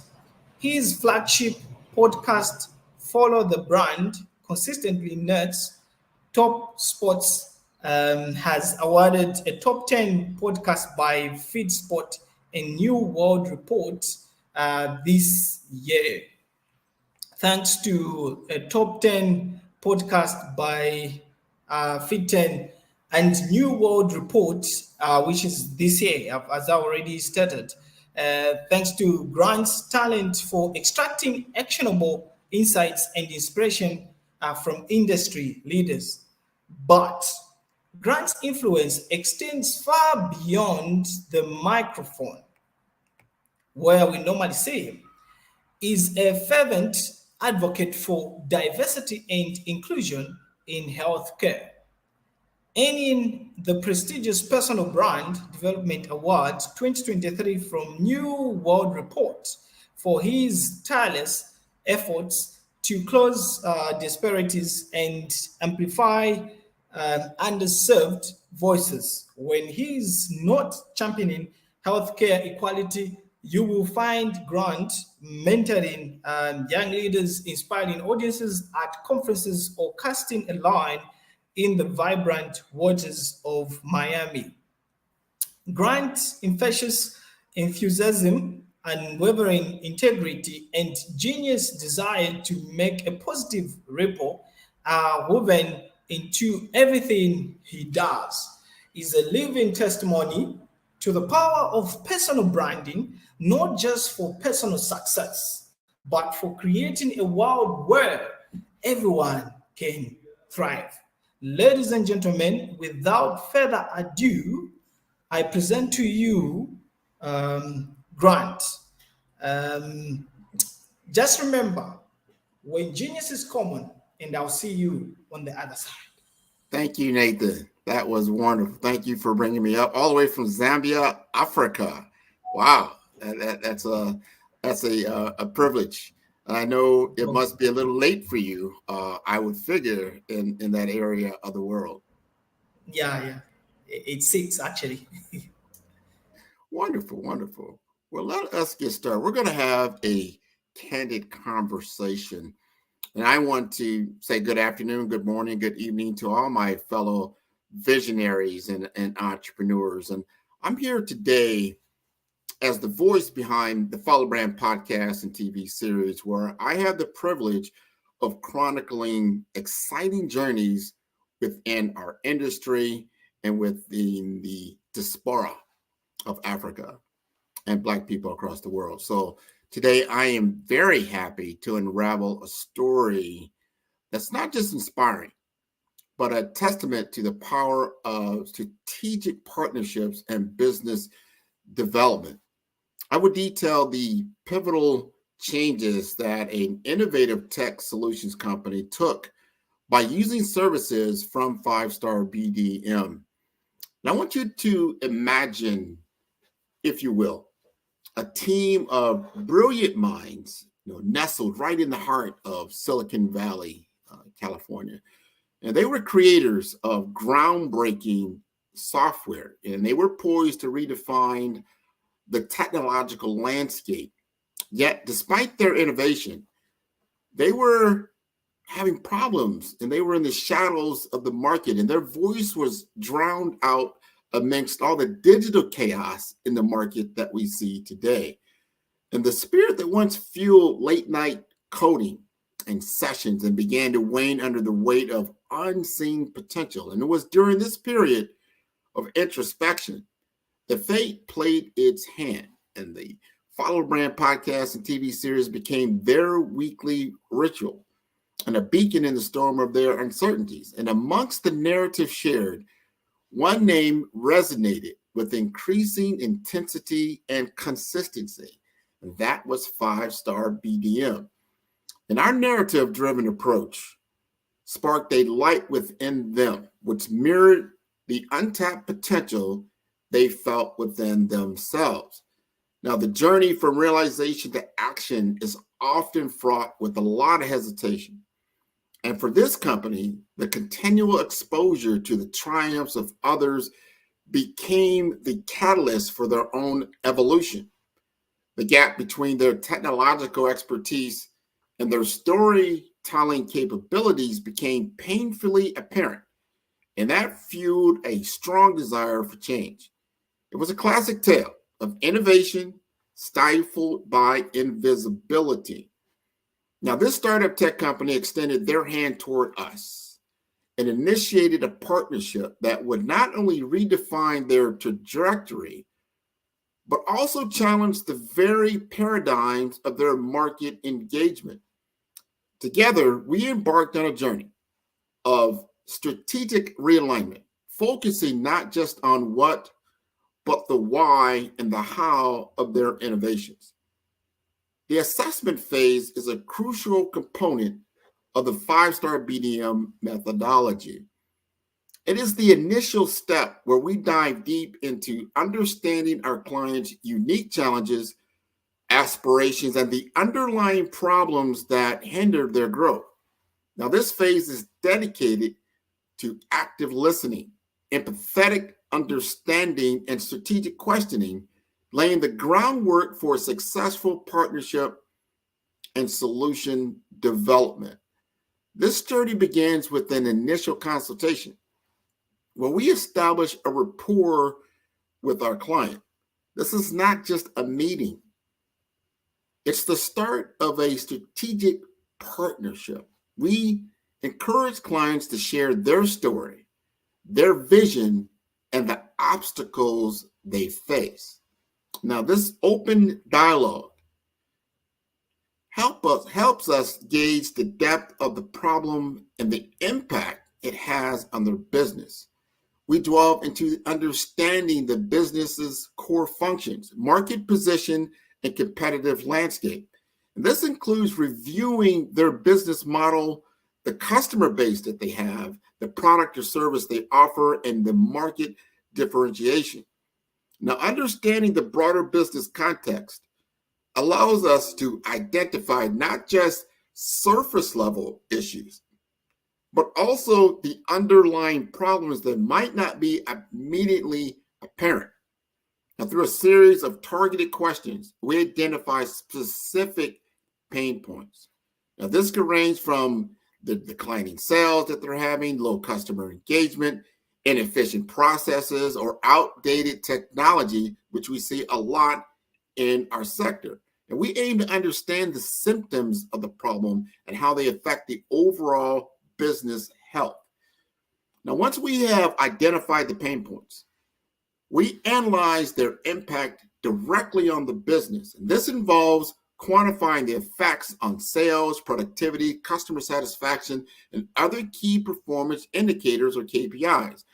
Now, understanding the severity of the problem helps in prioritizing the issues that need immediate attention. Now, identifying the symptoms and impacts is crucial, but understanding the root causes is where the real work begins. Now, we explore the internal and external factors contributing to this problem, and whether they be strategic misalignments, market changes, or operational inefficiencies, this helps us deep dive into crafting a solution that not just are just band-aids, but they are aimed at addressing the core issues. We arm ourselves with a comprehensive understanding, and we work collaboratively with our client to define the problem clearly. This shared understanding ensures that we are aligned on what needs to be solved and why it matters. It transforms the problem from being a client's issue into a mutual challenge that we are committed to solving together. With the problem clearly defined, we set the stage for the next phase of the journey, and that's developing a tailored solution. Now, this involves outlining the goals, expectations, and the roadmap for addressing the identified challenges. Now, this assessment phase is more than just the first step. It's the foundation of the entire 5-star BDM process. By thoroughly understanding the problem, its impacts, and its causes, we ensure that the solutions we develop are not just effective, but transformative. This phase sets the tone for a collaborative, transparent, and results-oriented partnership, paving the way for sustainable growth and success for our clients. Now, this phase is not just about identifying problems, but about engaging in a collaborative discovery process grounded in the principles of permission marketing as introduced by Seth Godin. Now, integrating permission marketing as 5-star BDM, we embark on an assessment phase that the team will adopt a tailored approach deeply rooted in the ethos of permission marketing. And instead of bombarding my client with unsolicited advice or generic solutions, we seek explicit consent to explore and diagnose the underlying issues. This is achieved through a series of strategic engagements, building trust and enduring and ensuring the communications are both anticipated and relevant. The assessment continues with an in-depth discovery session. However, true to the tenets of permission marketing, this session is only scheduled after my client has indicated a clear interest in exploring potential solutions, perhaps prompted by their engagement in the podcast series itself. They've seen our work in progress. This initial conversation serves as a platform for my client to articulate its challenges, aspirations, and the barriers without the pressure of a sales pitch. Following the discovery session, 5-star BDM designs a customized survey tailored specifically to the nuances of my client's situation. The survey, distributed to key stakeholders within the company, seeks to gather detailed insights into their operational, marketing, and technological challenges. By seeking permission to send and analyze this survey, 5-star BDM demonstrates respect for my client's time and perspective, ensuring that the process remains collaborative and consent-based. Leveraging the insights from the initial sessions and surveys, 5-star BDM hosts a series of problem identification workshops. Attendance is voluntary, emphasizing the permission-based approach. These workshops encourage active participation from my client's team, fostering a sense of ownership and mutual discovery. The workshops are designed to be interactive, allowing for a deep dive into a specific issue while maintaining an atmosphere of trust and openness. With the collected information, 5-Star BDM prepares a comprehensive presentation highlighting the identified problems, their implications, and potential pathways forward. This presentation is not a generic sales pitch, but a customized reflection of my client's situation, developed and delivered with my client's explicit consent.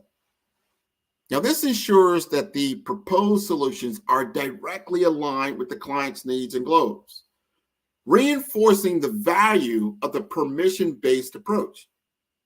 And at the conclusion of the assessment phase, 5-Star BDM does not assume automatic progression to the solution implementation.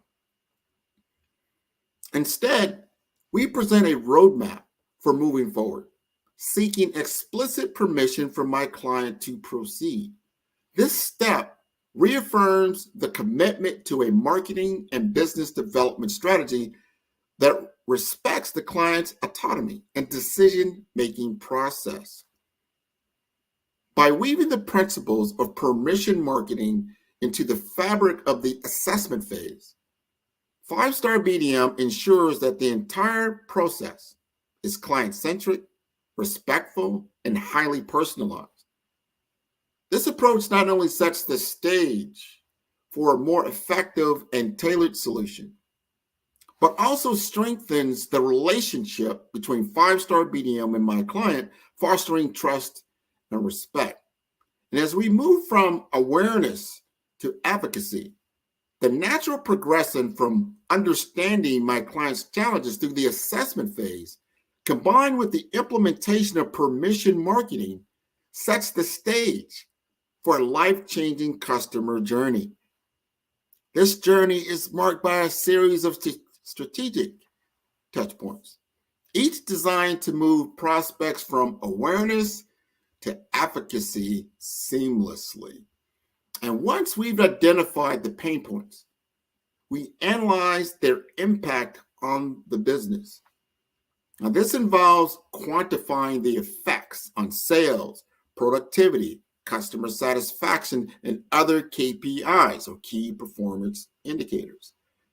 In the case of my client, imagine for a moment that transformative power of boosting sales growth by 200% within a year of implementing the strategic partnership, reducing customer churn by 57%, fostering long-term loyalty, and building a sustainable customer base, witnessing a 150% increase in website traffic, attracting a wider audience, and amplifying their brand reach. Now, beyond identifying the symptoms and impacts, which is crucial, but understanding the root causes is where the real work begins.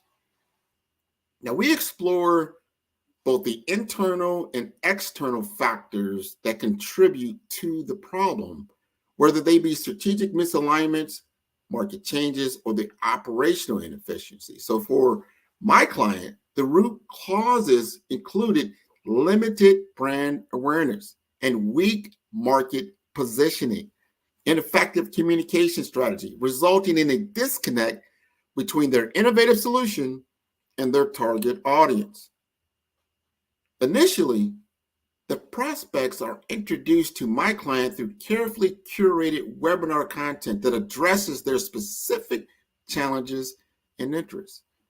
This approach, grounded in permission marketing, ensures that each interaction is both wanted and relevant, fostering a sense of trust and respect from the outset.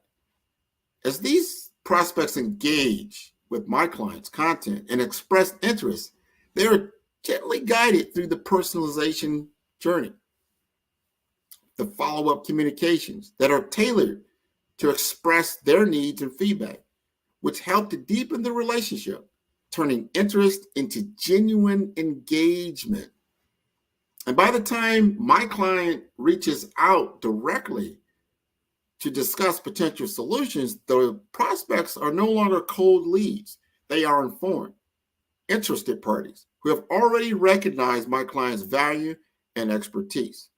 This shift dramatically increases the likelihood of successful business outcomes, as conversations are now based on mutual understanding and respect, not just cold email marketing or phone calls. We have now already established relationship. Now, the story of my client transcends mere inspiration. It offers a valuable lesson and practical applications that you, as a business leader or entrepreneur, can integrate into your own growth strategy.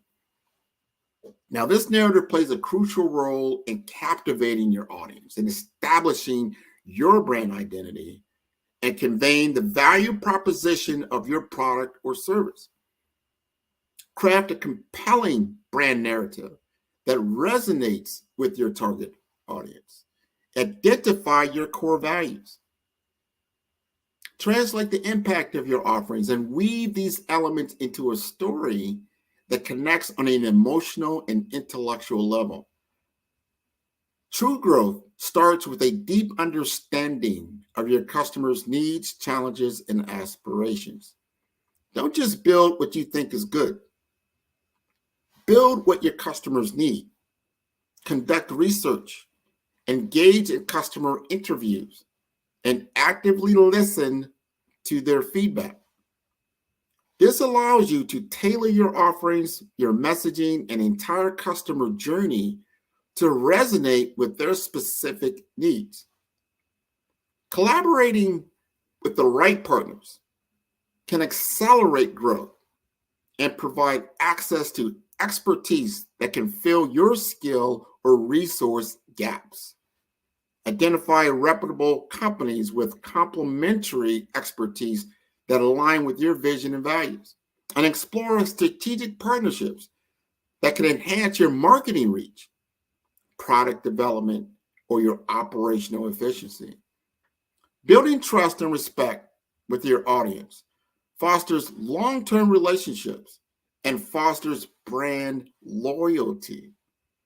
And by focusing on putting the value up front, and you gain explicit consent for communication, and you prioritize building genuine connections with your audience instead of aggressive sales tactics. And by using quantifiable data allows you to make informed decisions. You'll be able to measure progress and you'll optimize your strategies for maximum impact. You want to set clear goals and establish relevant KPIs. Track these key metrics across all the stages of the customer journey, from brand awareness to conversion to customer retention. And you can use this data to identify areas for improvement and refine your strategies for continuous growth. By internalizing these lessons and applying them to your unique business context, you can empower your brand to break free from the shadows and ignite its full potential for growth. And remember, the journey of transformation, just like the one undertaken by my client, is not a sprint, but a marathon. Embrace continuous learning, strategic partnerships, and a data-driven approach to fuel your path towards sustainable success. The culmination of this journey is not just a closed deal, but the conversion of customers into brand advocates. Satisfied with the solution and the respect they receive throughout their journey, they are more likely to share their positive experiences with their peers, extending the cycle of engagement and conversion. A win-win scenario is born through the integration of the assessment phase and the permission marketing principles into a strategy that represents a paradigm shift in how we approach our market. By focusing on understanding the client's problems and securing permission at each step of the customer journey, 5-Star BDM is able to create more meaningful connections, deliver tailored solutions, and ultimately close more deals while fostering long-term customer relationships. This is the essence of transforming potential into actual sustainable business growth and a genuine partnership. Our collaboration, my client, bloomed into action with a series of webinars meticulously tailored to address the pressing challenges faced by our target audience. Leveraging LinkedIn, robust targeting capabilities, we extended our invitation to a meticulously curated list of professionals, ensuring that each session was not just attended, but was a resonant experience for every participant. But our commitment did not wane with the end of each of these sessions. We understood that engagement doesn't end with a thank you for attending. By offering the webinar's replays, we provided a bridge for continuous engagement, transforming fleeting interest into enduring relationships. Each replay, each follow-up was a step towards establishing my client not just as a vendor, but as a thought leader, a beacon of innovation in a crowded marketplace. The webinars once were mere presentations, evolved into platforms of dialogue, avenues for genuine interaction. This was not just marketing. This was the cultivation of a community anchored in value and trust. The feedback loop created through these sessions informed not just the participants, but also shaped the future direction of my client's innovations. The story of my client in 5-Star BDM is more than a case study. It's a blueprint for change. It illustrates that the bridge between potential and success is built with the bricks of strategic storytelling, customer engagement, and unwavering perseverance. Now, I pose this question to you. Are you ready to emerge from the shadows of potential and step into the light of realization? Let's embrace the lessons from this story. Let's transform the narrative of what's possible together. And let's not just dream about the future. Let's build it one story at a time. Now, for those who are not familiar with 5-Star BDM, that's for Brand Development Masters. And I help small business owners. I help entrepreneurs. I help people and businesses to level up, to get to that next opportunity, to find out, you know what, Grant, I've been running in this circle, in this wheel, and I'm at this 6-figure mark. I'm at this 7-figure mark, and I'm at this 8-figure mark. How do I break free? How do I connect? Most of the time, it always starts with how do you understand your audience? Because especially in the tech space, they truly understand their technology. They're wizards at understanding the technology, but they are sorely have a weakness in the area of understanding people, of understanding audience, of understanding needs, desires, and what it takes to get them to the next level. Understanding that technology is not the end goal. It's the enablement factor. I think Steve Jobs is very, very good at this. One of the few technologists that truly understand that his technology was an enablement factor, in enabling the community to rise further. And as we start on this journey of AI and artificial intelligence, and people are really enamored by it, and it should be, it's been around for a while, but look at how you enable people, entrepreneurs, businesses, communities, countries to level up, to get better as they move from the information age to the intelligence age, to have more greater intelligence at your disposal, to understand the difference between information, knowledge, and insight. Once you cultivate insight and you understand insight, that's taking your experience and understanding that experience, especially in conflict resolution. And most people are in some type of challenge that they're facing, whether it's an individual, whether it's a small business, which is a large enterprise, they're facing a challenge. Identifying that challenge is very, very important, and understanding resolution. And most of the time, we're talking about human versus human. So understanding how to communicate between different cultural differences, different people, different countries, different things that create the tension that's creating the challenge that you have is understanding communication.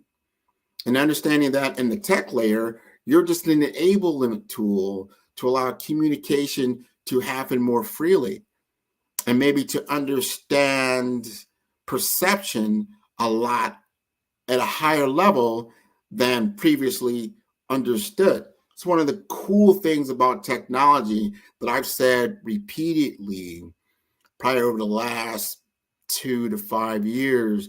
When people ask me about technology, and we always start with this, and I say, if you're going to utilize technology, think of it in a framework of these two things, and what technology as we know it today is very, very good at. And that is, it's very, very good is what I call at collapsing the windows of time. And what does that mean? That means doing things quicker, doing things faster. People love AI because they can get information very, very quickly. And then they can just massage it into a message and get it out the door. So it collapses the window of time that it takes to create certain forms of media that they need to communicate with. And that's the other thing that technology is very, very good at. Number one, again, in the collapsing of time, making things happen faster, quicker, more efficient, and more precise. The other thing is communication. It enables communication. Think back 100 years ago. What year would that be? 1924. People are barely using the telephone. Think about communication. The major form of communication was just the mail system, right? Snail mail. People just, how much time it took to convey a message? Or if you were some kind of war, let's say World War I, World War II as it came along, they had to go to the front line to the back line on horseback or something to that effect to convey a message, just to convey a message. And then it got better when they discovered the use of electricity and the use of radio, right? And they could communicate faster, quicker, and mobilize much more better. And things started to evolve more when television came on the scene. And then it was more not just for nation states to use, but also for people to use, right? So the tech companies were getting better and better at supplying and enabling communities to become more effective, become faster, quicker, and communicate better. And you see now, as we go all the way from, that was the 1950s, all the way now to 2024. And though we may be looking at AI like, oh my God, it's going to do this, do that, technology is always a giant disruptor, especially when you have something enormous that comes on. It's a platform change. But it's not a time to be afraid. It's a time to be innovative in our thinking. It's a time to be more imaginative of what is now possible that was before it took too long to do, or you couldn't communicate it so clearly, right? Now you can communicate much more clearly. And a lot more people, not just the savants of our age, or people that are very, very good at written communication. Now, there's a lot of people that can become very, very good at written communication. And that's a good thing, because now perception, which could be in the mind of the beholder, can become more clear. They understand what you mean, and they don't have to misinterpret what they're talking about. So important. People don't realize how important that really is. Wars have been started over misunderstanding of communication, misalignment of goals. When they're clearly communicated, you can avoid a lot of tension that's occurring in your world, a lot of conflict that does not need to happen. So your world becomes a little bit more graceful, a little bit more honest, a little bit more peaceful. That is the effective use of technology in today's world. There are always going to be detractors, but they should be of the minority, not the majority. The majority of people use the internet very effectively. The majority of people use mobile technology very effectively. The majority of people are not bad people.